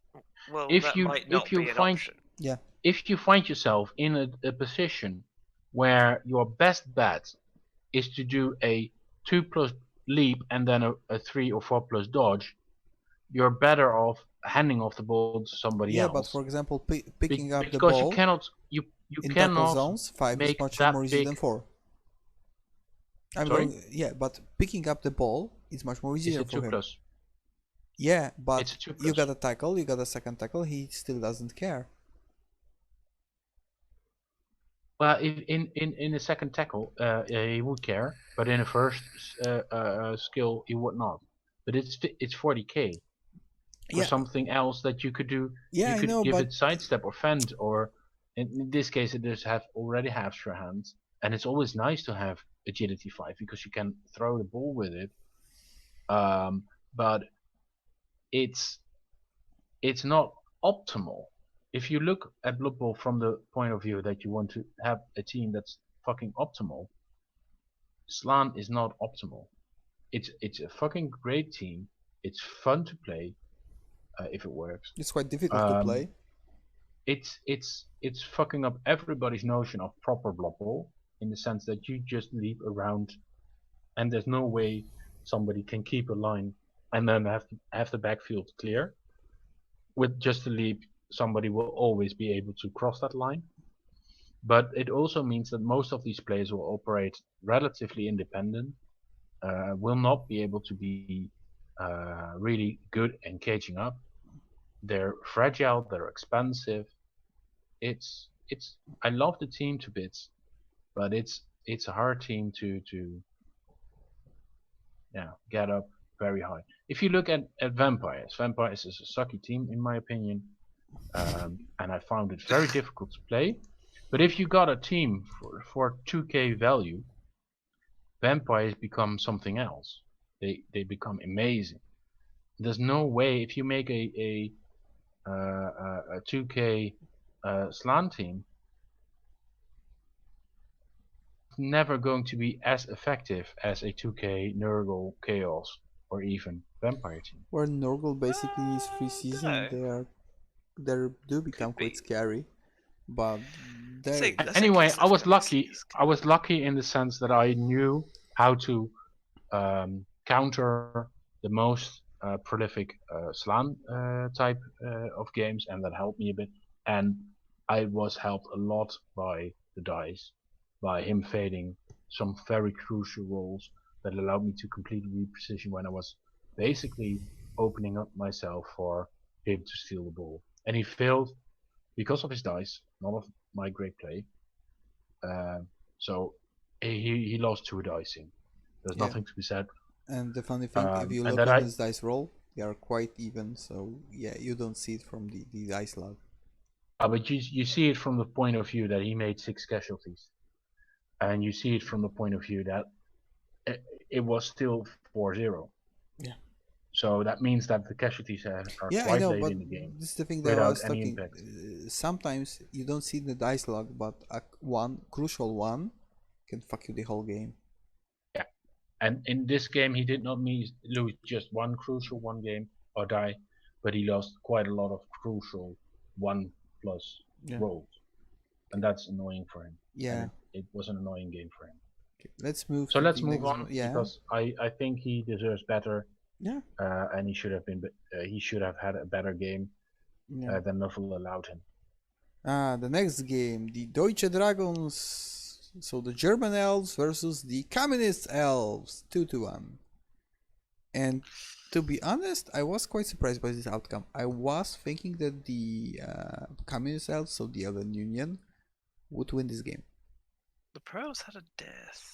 That's not fun. They already had a small team, didn't they? No, they were quite okay. No, they didn't. No, they were fine.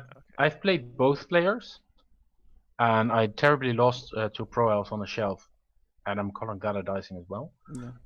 And I did win against the Stico Dragons, the Deutsche Dragons. I'm quite, from a small-minded point of view, I'm happy that the Stuka Dragons won the Pro Elves game, because I like them a lot more than the goddamn Pro Elves. But yeah, you're biased. I mean, yeah, I'm biased. That's exactly right. But you have to see the Pro Elves. I mean, he's got 4 loner linemen. what the hell happened?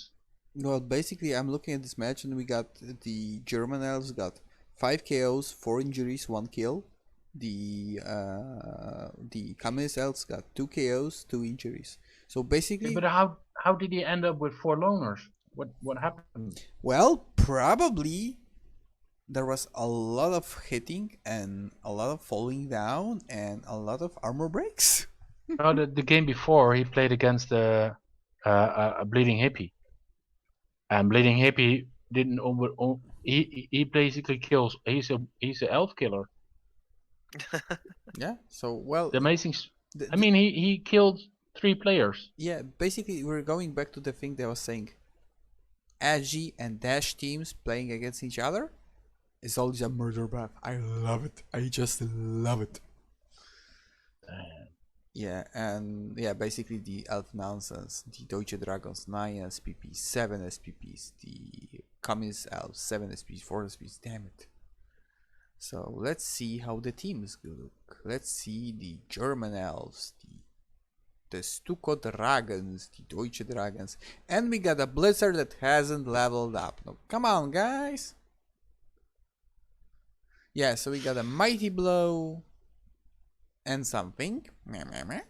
We got a second Blizzard that is a dodge and a tackle. We got a none playing this game, missing next game, the catcher who is a bludger with Mighty Blow and tackle.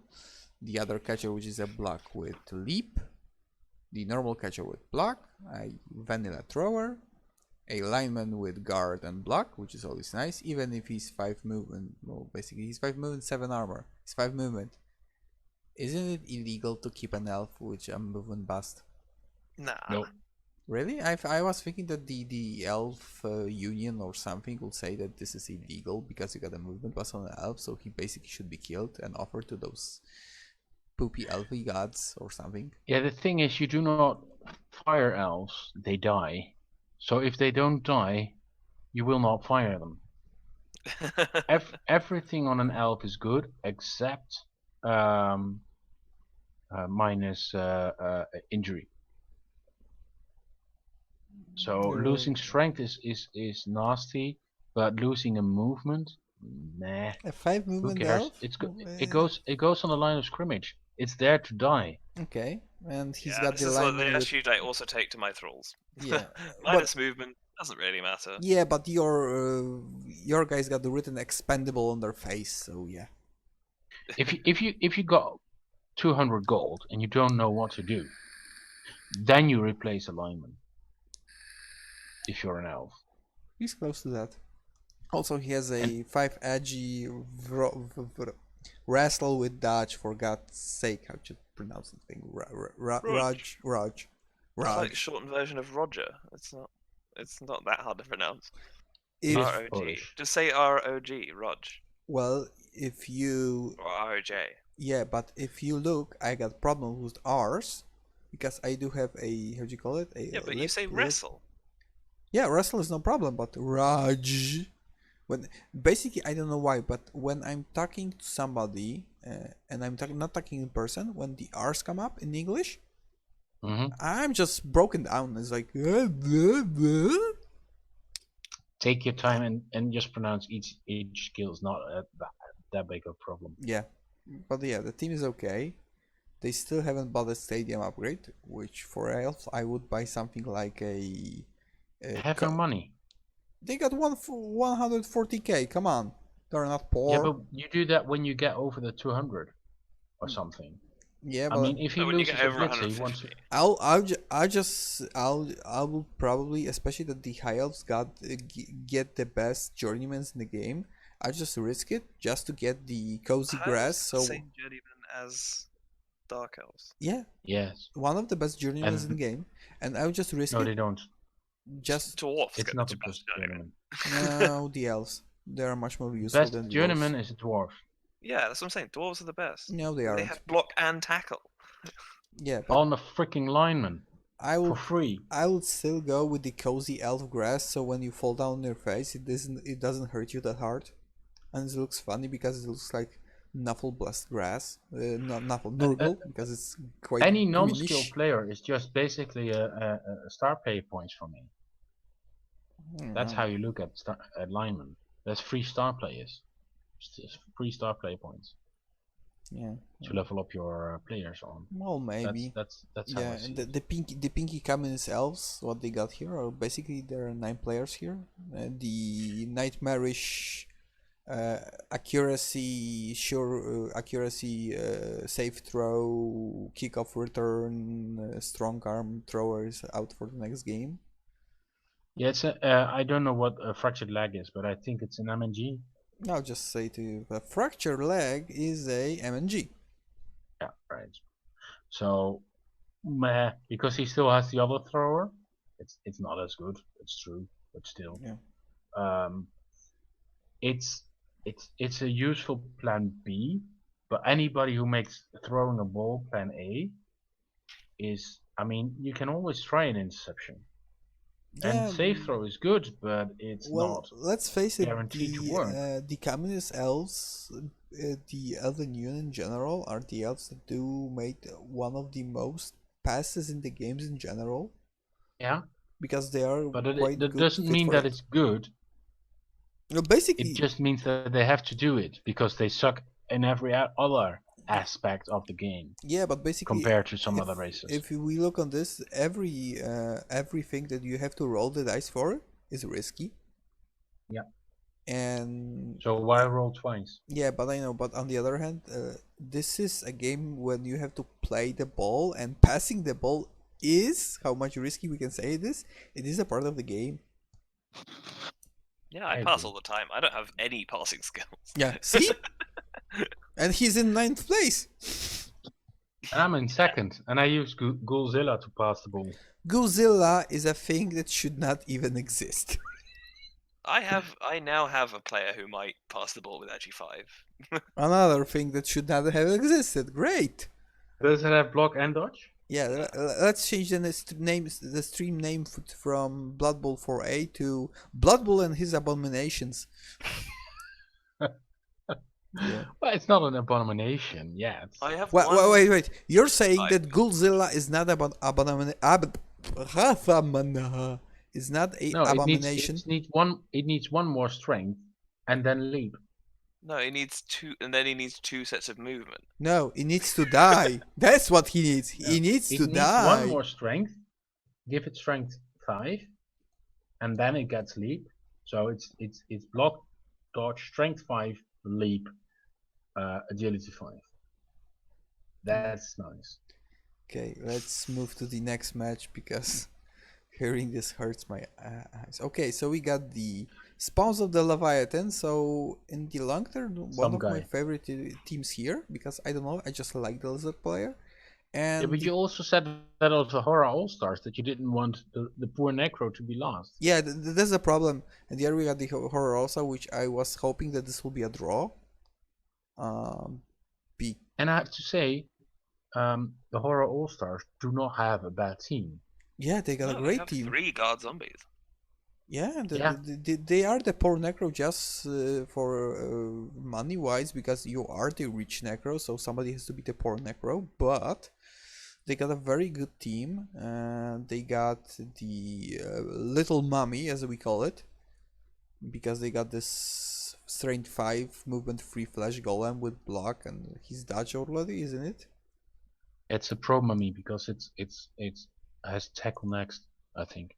Yeah, and the Horror All-Star did manage to get a lot of shoots here. We got 3 KOs, 4 injuries, 2 kills.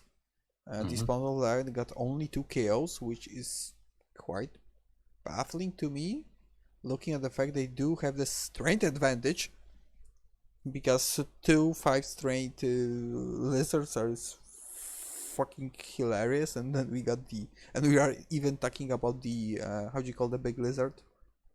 How do you call the mama lizard? The Croxigor. Yeah, that's what. The Croxigor. Yeah. Yeah, the mama lizard. The precision one. Yeah. Yeah.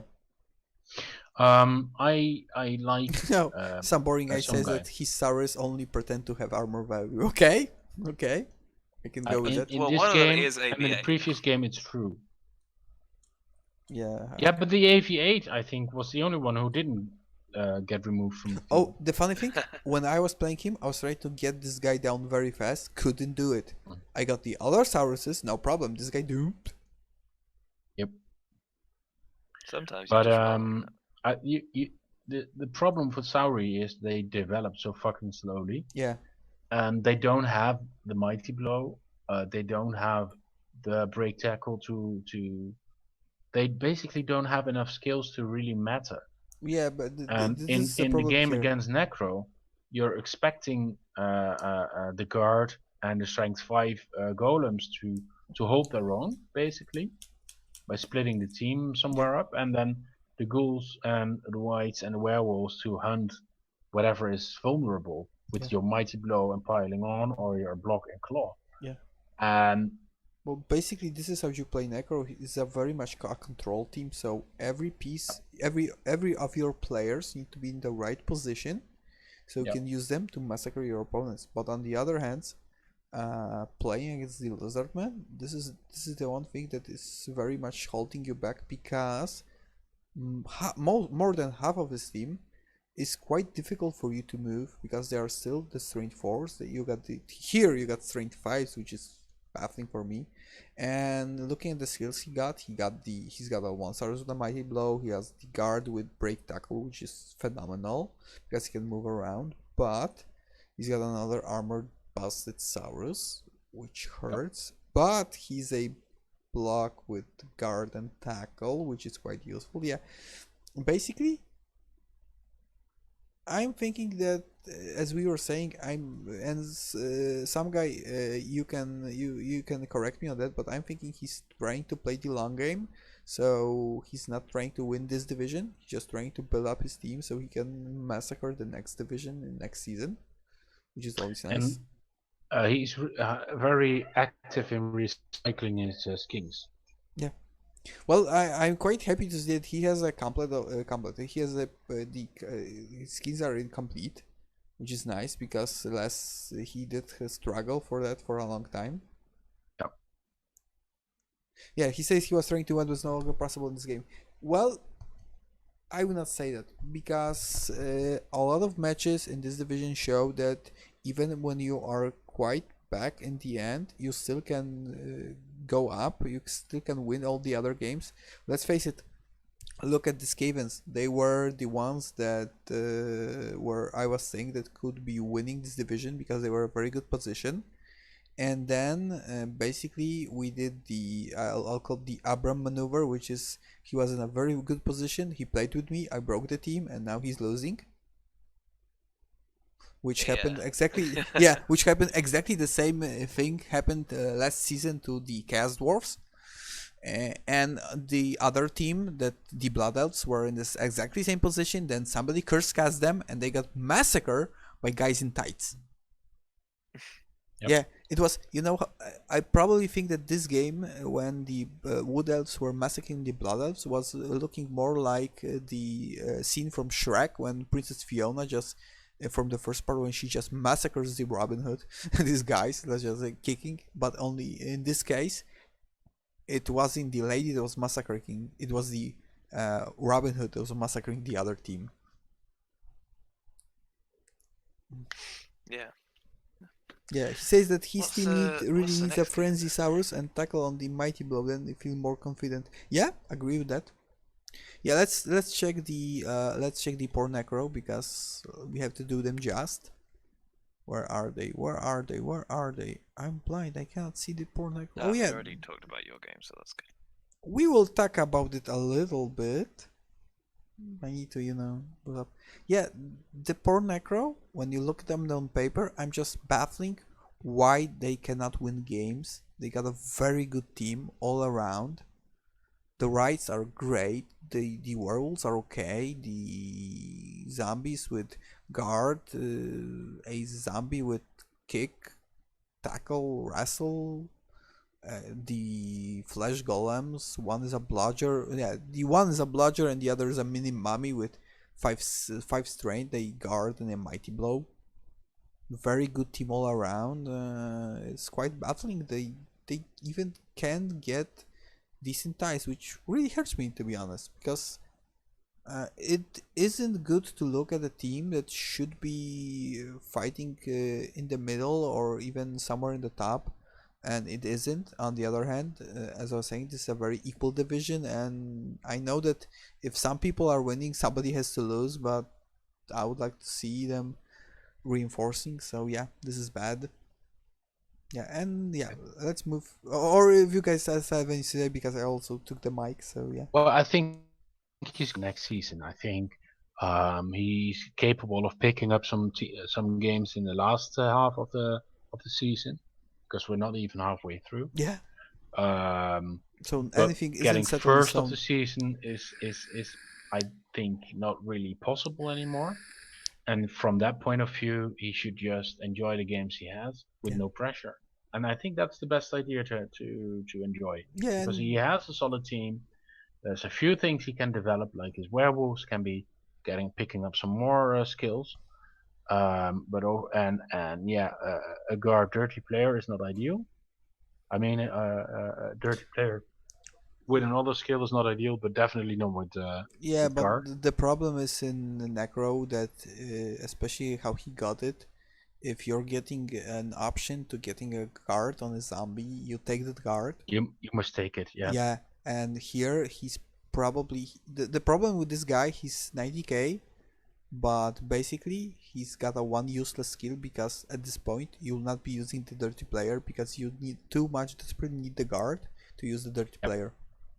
Yep. It's the risk isn't worth it in the long term. Yeah. But he needs to rebuild, because basically what we see is that his wolves and his flesh golem got killed. I mean, he's got a zombie with 42 star player points. That means that any other player below 42 star player points is probably a lot later, and he's still fucking rebuilding Yeah, but his team. basically, I agree that the rebuilding with the werewolves is, yeah, but I don't think that the flesh golems, both of them, are quite good, and they're in a very good He needs position. guard on the block dodger, and then Yeah, it's done. yeah, but basically when he probably will have guard now, but basically when you have the option to take up dodge on a flesh golem, you take it. Yeah, definitely agreed. But that means that his team needs a bit more skills Yeah. in the right places, and then it is a very formidable team. Yeah. And at the point at where it is right now, he's been quite unlucky in the result of his games. Yeah. And the last game, we got the Orc Boys versus the Duelist, which, yeah, the Valentine Day Massacre. Which for me, when I'm seeing that Zara got the MVP, it hurts me in the back, because he deserved to get an SPV on one of his players. Basically, Okay. he played a very good game, but there was one thing that's trashed him very much, which was the fact that I got a lot of tackles on my team, and that make the Amazons quite much not working as intended. Mm-hmm. Also, the bane of this division, which I'll move back a little to the poor necroplay Demirug, the Goblin, Mm-hmm. the one Goblin that you told me to fire. I'm back here, which is the bludger with the diving tackle and Sir Sebastian. You can tell something about that. He's a pain. Yeah, the problem is in Blood Bowl 2, you don't always see the damn player, and it's not always nicely pointed out Yeah. that it has diving tackle, which is a problem if you miss it, and it has it. Also, Sarah the Slayer against orcs is not an optimal choice.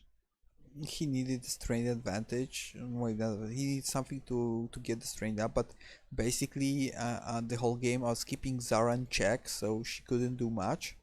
The only thing I was it was the only thing I was playing, so not put the goblin next to her, and everything else was fine. Sarah the Slayer is 270k. Helmut Wolf with his a mighty is a chainsaw is 110. Roxana Darknail with agility 5, that is it's a fucking piece with Frenzy Juggernaut. That means that with his guard and block dodge, he could have cleared the sidelines and you would have a much more difficult proposition. Well, let's face it. If he took Roxanne instead of Zara, yes, this will be a different game. As far as Helmut goes, I don't think so, because basically it's much more harder to break armor on the orcs, and I would probably try to get rid of Helmut very fast, which isn't that much difficult for my team in the place they are in the currently. Correct, but he could, in addition to Helmut, for the same price as Sarah, picked Willow Rosebark with his strength 4. Yeah, but Willow has no skills, so no defensive Yeah, but skills. then it's at least something you can put on a line of scrimmage and not lose your players on. If you look from that perspective. Yeah, but on the line of scrimmage, it could be there was the troll, which is a guarder, and the two black orcs. So yeah. Yeah, and this Amazon team needs kick. It's a weird skill for an Amazon, but it needs kick. No, they are quite fast and quite movable thanks to dodge. So yeah, I would go with kick. 6s. Yeah, but kick would the one thing that Amazon struggle with is they don't have that much strength, and they're not that fast. That means that if some other player can, in their own backfield, get the ball secure without having to spend any players to fortify the ball carrier, that means that every other player can then suddenly turn around and go after the Amazons. And the Amazons may sometimes survive, but against all the tackle that you had, it's going to be difficult. And with the strength that you had, it needs to make that 3+ dodge reroll. But at 1 in 9, it will fail, and then suddenly you will find the ball carrier in the middle of your own players, and then it's a slow slugging match in armor value 7 will then break and slowly remove itself. Yeah, but let's face it, one thing. The duelist got the short end of the stick of the fact that we are playing at a very edgy division, because we got all the elves, we got the Skavens, we got the Amazons. So he got the short end of the stick because I was preparing for the other guys, and he generally got a lot of tackles on his face in a very crucial moment, which basically made this game twice the hard as it should be for him, which is never nice. Also, Supra, are you dead yet? No, I'm here. Yeah, because just asking you, you went silent. So yeah, I'm just checking. Yeah, so basically those are the teams. Let's look at my orcs, just for the sake that I want to brag about my orcs, as always. I'm in a very good position. Yeah, it's nah. They are cool. The Goblin Massacres. Also, I'm quite proud of Zugzug, because Zugzug, after 3 seasons, finally said that yes, I can get some SPPs and get a 2nd level. I'm proud of the guy. You still didn't pick up piling on. Nope. Look, the one thing that a troll is good at is piling on. And I'll explain the math behind it. The troll is unique in that it has both access to a APO and a regeneration roll. Basically like a vampire, unique. but yeah, basically like a vampire. Yeah, punch the table and the scissors will talk. Without the joke team behind it. Because vampires at low team value, vampires are a joke. They're harder than goblins. In Eurogamer. Yeah. Yeah.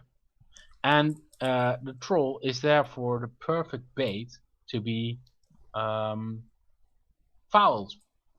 So this is the one big guy you always want to have on the floor, because that makes it. I mean, if you foul it, and you break the armor and you remove the player, it's can still get the regeneration roll, or if it's a perm, you use the APO. And then if you fail that one, you still roll the regeneration. But that means that piling on is actually not that bad a skill as you would imagine on any other big guy. Okay, So I give them of all the big guys, this is the best big guy to get piling on. Yeah, but on the other hand, I'm using it quite a lot as the Goblin Catapult and as the supporter to my other guys. Also, Sebastian, are you one first question. In this year European Championship, will you be playing your Necros? I'm not sure. Because I'm hoping. Well, I'm not going, which is sad. Unless I find a team that wants to take me. If you ever lose a guy in your team, feel free to call me. For once in our generation, we've got enough players for both this year and next year in Malta. So that's a sad no. But I would have liked to if anybody is going to the Euro Open games, you need a team of 3. If you lose one player or you need one more player, our Polish guy is very kind to substitute on your team, and he's a fun guy as well. So, because piling on is costing a reroll. This is the one game I would say don't pick piling on. Yeah, but what I'm going to, I hope you play against the Polish team and you play because everything shows that my orc coach, the guy that plays orcs much better than me, will be playing in our national team, and I hope you face him. And then he'll show you the terror of the troll and the goblins. And I'm convinced. I'm the proponent for a troll with goblins. I love goblins on a orc team because they bring something else to the mix that the blitzers and the black orcs don't. Yeah. Also, fun fact: he looks like an orc. He plays orcs more, and probably plays Blood Bowl longer than I even can remember. As he's that old, and probably I would like you to play him because it'll be a fun match. Okay, I'm going to ask this question. Does he normally play on the first or second position in the Polish team? Well, basically now we got a very much. He didn't play last year due to the fact that we do have a bit disproportion in Poland because we as a how would you call it? As a group, we are the only Polish. For now, we are the only Polish group that plays all the tournaments on the Danish rules, rather than the standard ones. And he didn't have a lot of time to play, but he's going to a tournament in 2 weeks, which will be deciding factor because he is now on the verge of qualifying or not qualifying to the team due to the rules we have in Poland. But if he do, I hope he will be in the first team. So I'm hoping that you'll have an option to play him because it'll be a fun match, and I would be looking forward to seeing that game. I would love it. I would actually. I'm bringing a Dutch drink, Jenever, and it's pure alcohol. But I would love to meet the guys. And the fun thing, he has an orc tattoo, so you're in a disadvantage. Also he has the orc runes on his fists, so he's as much as orky as you can get. I'd love it. I'm still undecided on what kind of team I should play. I'm widely divergent on taking, for instance, wood elves or dark elves. Come on, play something decent. High elves?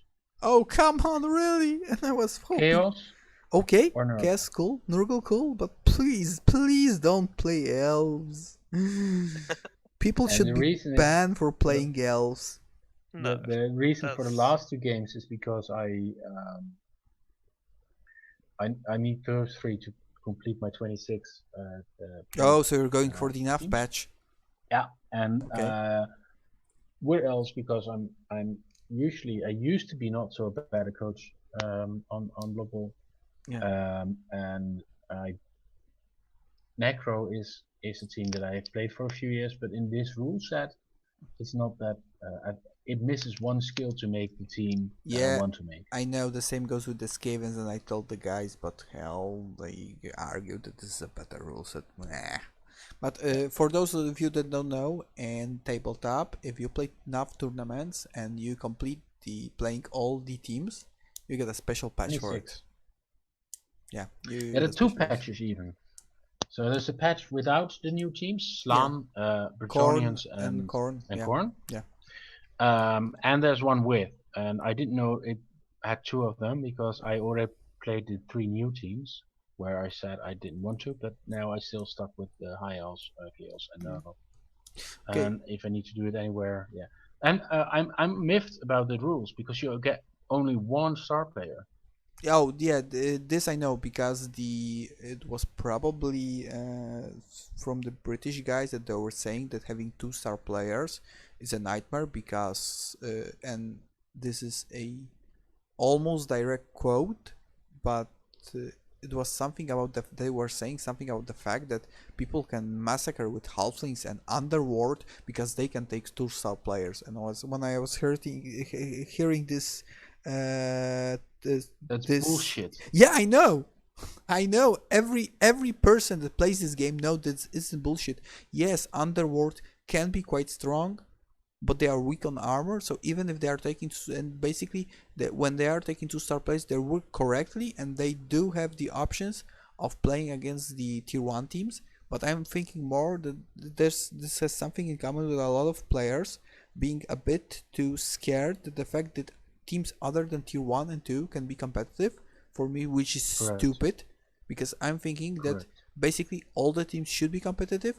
I understand it's harder with the stunted teams, but the other teams, why not? Let's pick the best player, not the best team, because yeah, when I'm seeing tournaments where people are playing with Wood Elves, Chaos got a bit up, but Wood Elves, Dark Elves, and other, yeah, but when you got a tournament that is basically consisted of people playing Wood Elves, High Elves, and Wood Elves, Dark Elves, and Dwarves, is boring as fuck. And Undead.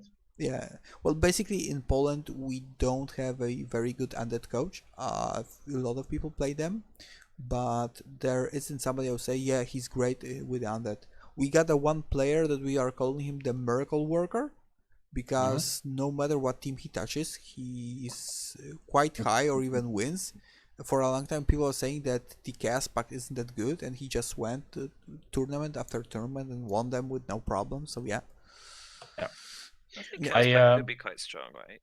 Well, the Lyman have like passing access. They got access to everything that isn't agility, if I recall correctly. Yes. Yeah, they have. Yeah, but on the other hand, this is a team that, on one hand, when it works miracles. You got the elf, you got the goblin, you got the skaven, so you got the speed, you got the agility, you got the squishing everywhere. You got 3 big guys that put on the line of scrimmage are hard to move. But on the other hand, they got no basic skills whatsoever, so they are quite dependent on what skills you give them. And when this team stops working, thanks to the big guys, it starts working hard. So it's a double-edged sword. But when they work, they are quite terrifying. They are less in the middle, for example, like Chaos, which works more often than it doesn't. And they are on the spectrum where if they work, they are a nightmare. If they don't work, they are very easy to outplay. So yeah, that's that. But I was at the Lutes 2 years ago with an undead team, and with piling on both of my mummies, and I made most casualties there and came second in the tournament. So yeah, I'm quite miffed that piling on is no longer an option. I do agree that piling on in a league is something else. Piling on a tournament is such a short term. In most situations, it's such a basically, if everything goes as planned, we will be having in our national team, we will be having a Camry player. That he's very good at playing Camry, very good at general. He's always in the top 10 in the tournaments. So yeah, I'm hoping that our national team will show something. And I'm expecting a lot more draws. And I think that's one thing the English teams are really keen on. Less excessive wins, because they like them controllable, and they do. Of all the teams, the English are most on controlling their the opponent's options to do shit. Yeah. And if they can prevent other teams from having too much fun by introducing randomness, then that increases their chances of winning the tournament again. Yeah, this is the thing where I'm hoping that Malta will pass the Danish rules, because if they do, I think, guys, we're getting a little bit too far off topic. Yeah. Okay, so let's move to the predictions, and then it's sorry, guys, we need to talk. So I'm predicting the Rich Necro to win against the Lizardman. Ho, you are so funny. Well, yes, I have to agree with you. We saw how it ended, but we will talk about next week. But the first match, so River Run Rafter versus the Deutsche Dragon. Guys, what do you think?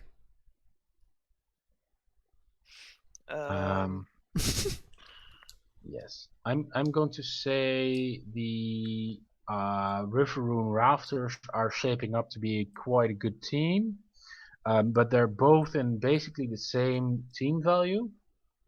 And in this case, I would say the Chorfs have a slightly better record, so I might be tempted to go for them. Yeah, exactly. Go with the record. Yeah, I'm also thinking that the Raptors, but also the large amount of tackle should help. Yeah, but they only have got 2 dodge, so 3 dodgers. So it's not like, you know, it means that the dodge is basically weighted. He only has half the team with tackle, so that's not entirely true, but it's not as optimal. Yeah, well, basically, I'm also thinking that the Raptors by a slightly margin, but yeah, I think they'll be winning. So the next match, the Orc Boys versus the Blood Elves. Please, without advices to my opponent, just who would win? I would not mind seeing the Dark Elves win with some nice star players, but realistically, I would say 70 to 80% chance on the Orcs. Supra? Yeah, I mean, I agree. I think too much skills in your team to be offset by linemen and 2 random star players. Yeah. You know he can take Mertzes, right? Yeah, but it doesn't matter. They are too expensive for the money they provide. A wizard is good, and if he steals the ball, you're in deep shit. Yeah. But no, I'm going with the majority of skills is on the orc side, and the skills will pay out. Well, I am also hoping to win. Okay, so let's move next. The duelists will play tomorrow. The duelists will play tomorrow at 8 in the evening, UTC. And I'm going with the duelists.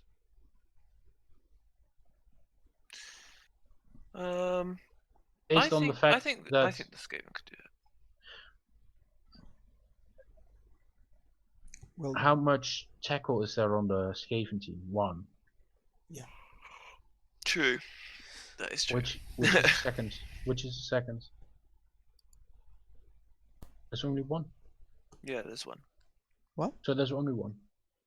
And the team value difference says that they can get a star player or a mage. Yeah. Oh. And there are some nice options for the Amazons. It misses a very good blitzer, which is going to hurt because Skaven are the one team that would really not like this blitzer to oppose them. Yeah. So he misses the mighty blow, but he has strength 4, agility 4 on 2 of his players, including his line woman with block, dodge your hands. If he gets that player into any kind of safety, the Skaven will be hard pressed to release it. So it might be a draw, it might be a one-turn touchdown situation, which is bullshit anyway. But I'm going to say that if the star players can make some equality, they will probably run over the Skaven. Yeah. I'm not sure. I mean, normally I'm siding with the higher team value team, but in this case the team value is that big a difference, and the skills are not that impressively appointed. Yeah. I mean, if the red ogre had block or something, it would be different. But he needs clear powers just to make something fall down, and that makes it a lot harder. Especially that he hasn't that much block on the Skaven team, which makes the Amazons quite in a good position. Yeah. Yeah. On the other hand, on the offense of the Reds, it will be very difficult for the Amazons to stop the ball or the drive, and that's where a wizard comes in. Yeah, because they do have only one tackle and one wrestle, which isn't that great, especially when you're facing Skavens, which will basically you have to chase the gutter runners, which are faster than you, and a bit more agile, because we do have two line movement for Agi, but a bit more agile than you. So well, I prefer dodge over dodge agility 3 over non-dodge agility 4. Yeah, but the Skavens all do have dodge on Agi 4, so yeah, and but the line woman will be able to better reposition than the Skaven lineman. So yeah, basically, this is the moment when the duels can start winning. And to be honest, I'm hoping they do, because they do deserve a few wins. Nothing personal to the Skaven player, because he's great, and he also should. I think that he also he also deserves to win games and go back to fight for the first and second place. But here, I'm going with the Amazons, because the difference in skill wise, that isn't that big, can play to the Amazon advantages, and I hope he will use it.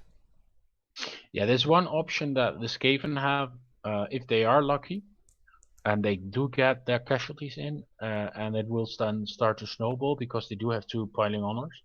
If that works and they get the clear powers, it might soon be the end of the Amazons. Bash up the Amazons, please. Yes, please, because I face them next week. Yeah,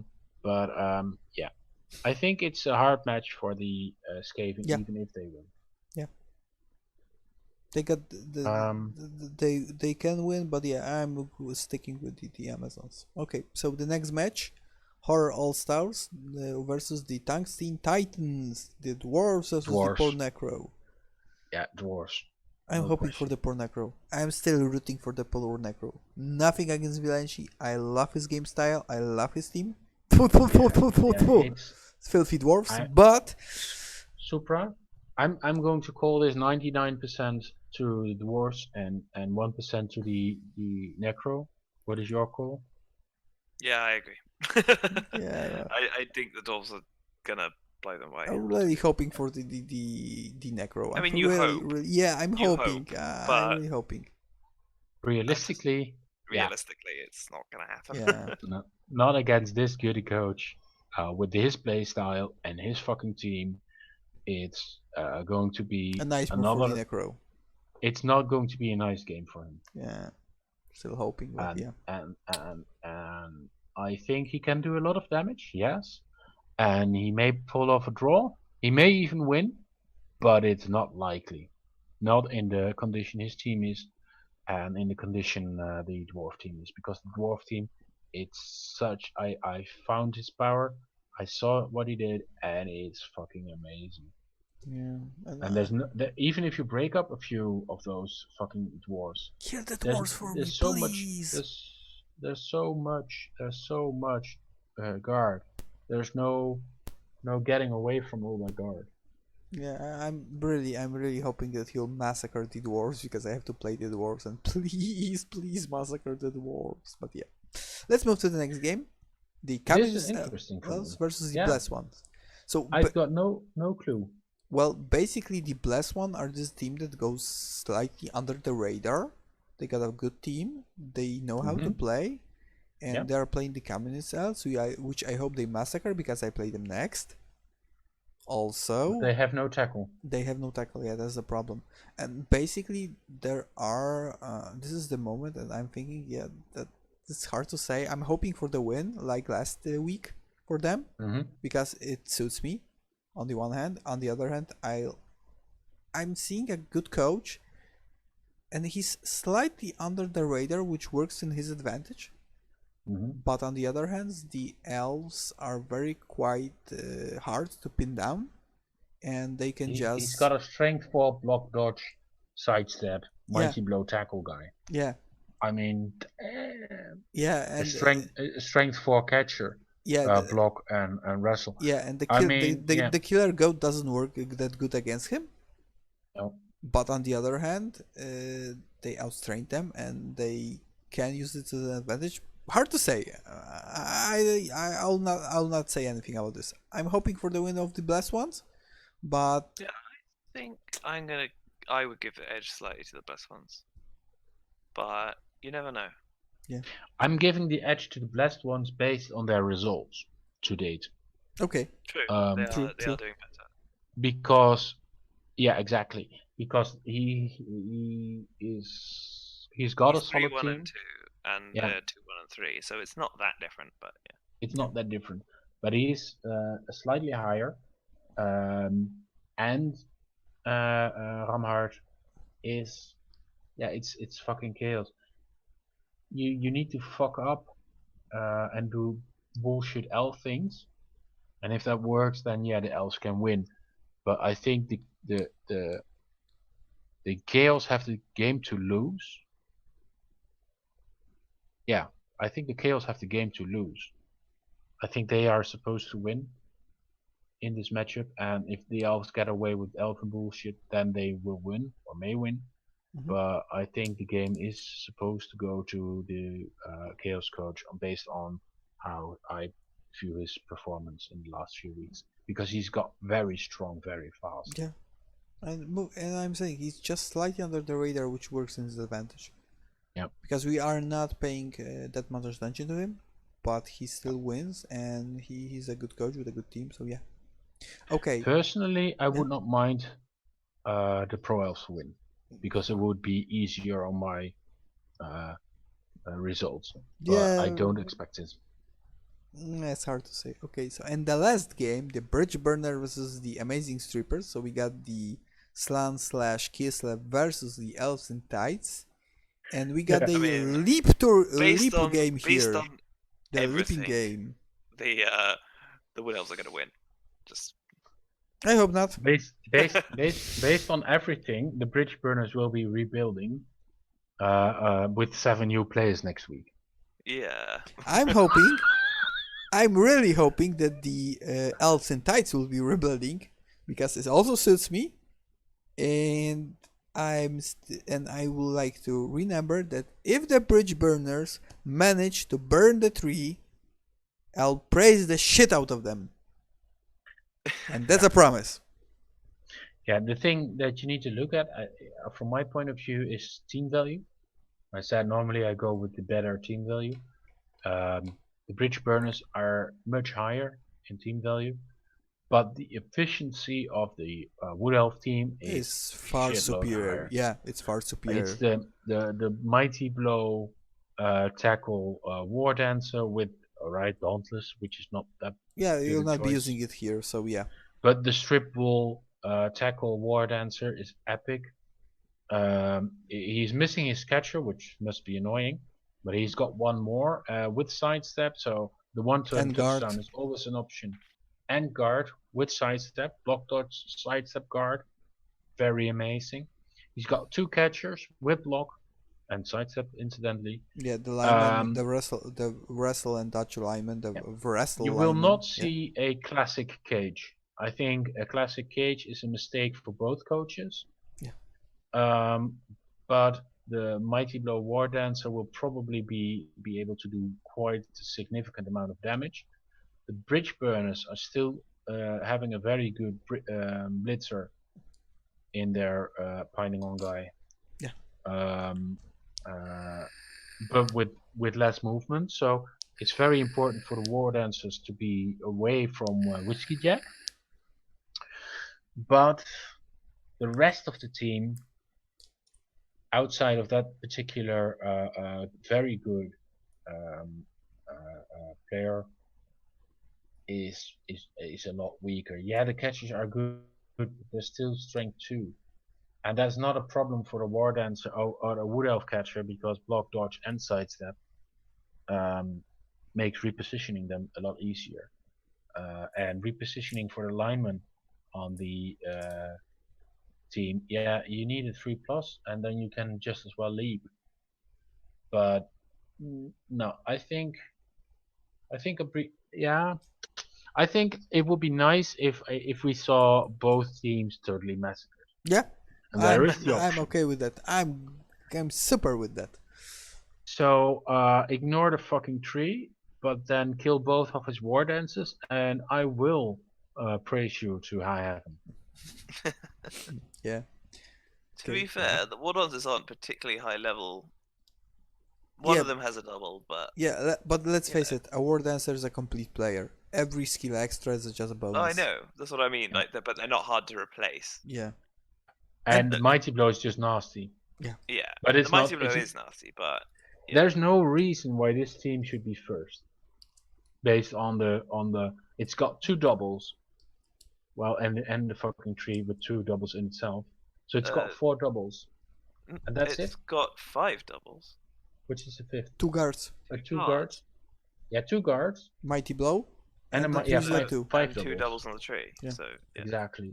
And if you see the team, it's not that high TV. It's 1800 something. It's 1600. Complete. Oh yeah, it's 18. Yeah, basic. right now. Yeah, but if the player comes back, yeah. 1, 2, 3, 4, 5, 6, 7, 8. Yeah, but basically everything can happen. But I'm hoping for a double-sided massacre. It'll be cool. You can do it, guys. Do it. I think it's an amazing team. These strippers. You're curse casting it, really aren't you? strip them down to the proper baseline. Yeah, you're curse casting them again. I love it. Okay. We try. Yeah, so we got everything settled. Thank you all for tuning in. Also, I'm thinking that we do need to start a Blood Bowl podcast to talk about other nonsense. Yeah, because it's fun, and it was great to having you both guys here. And I hope we can do it again in the next week if everything settles. Next week I'll bring a agenda, and we'll only talk about the points on the agenda. No, it's boring that way. Let's face it.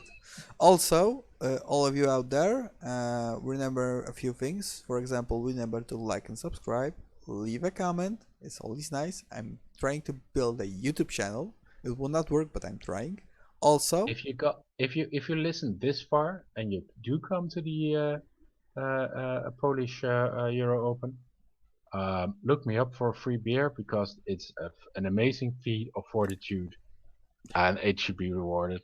Well done, guys. Yeah, well done. Thank also, you. Remember to visit REBBL.net. It's a great site, and I'm hoping to see a lot of casualties this week on all the teams I hadn't played. You can do it, guys. And for me, that's all. Thank you, guys. Thank you to you two for joining. Thank you, Sir Sebastian. Thank you, Supra. And closing sentences from you two. Us two. Yes. Yeah. Supra. You first. Don't hate vampires. I love vampires as opponents. I love them, but for me, stay safe. Even when I beat your ass. No, I'm kidding. We're probably not going to play each other. Well, in the finals. Well, no. But no, yeah. I'm not anywhere close to the finals. Maybe next time. But I think I love Blood Bowl. It's been a rough few weeks. I find it the community to be epically great.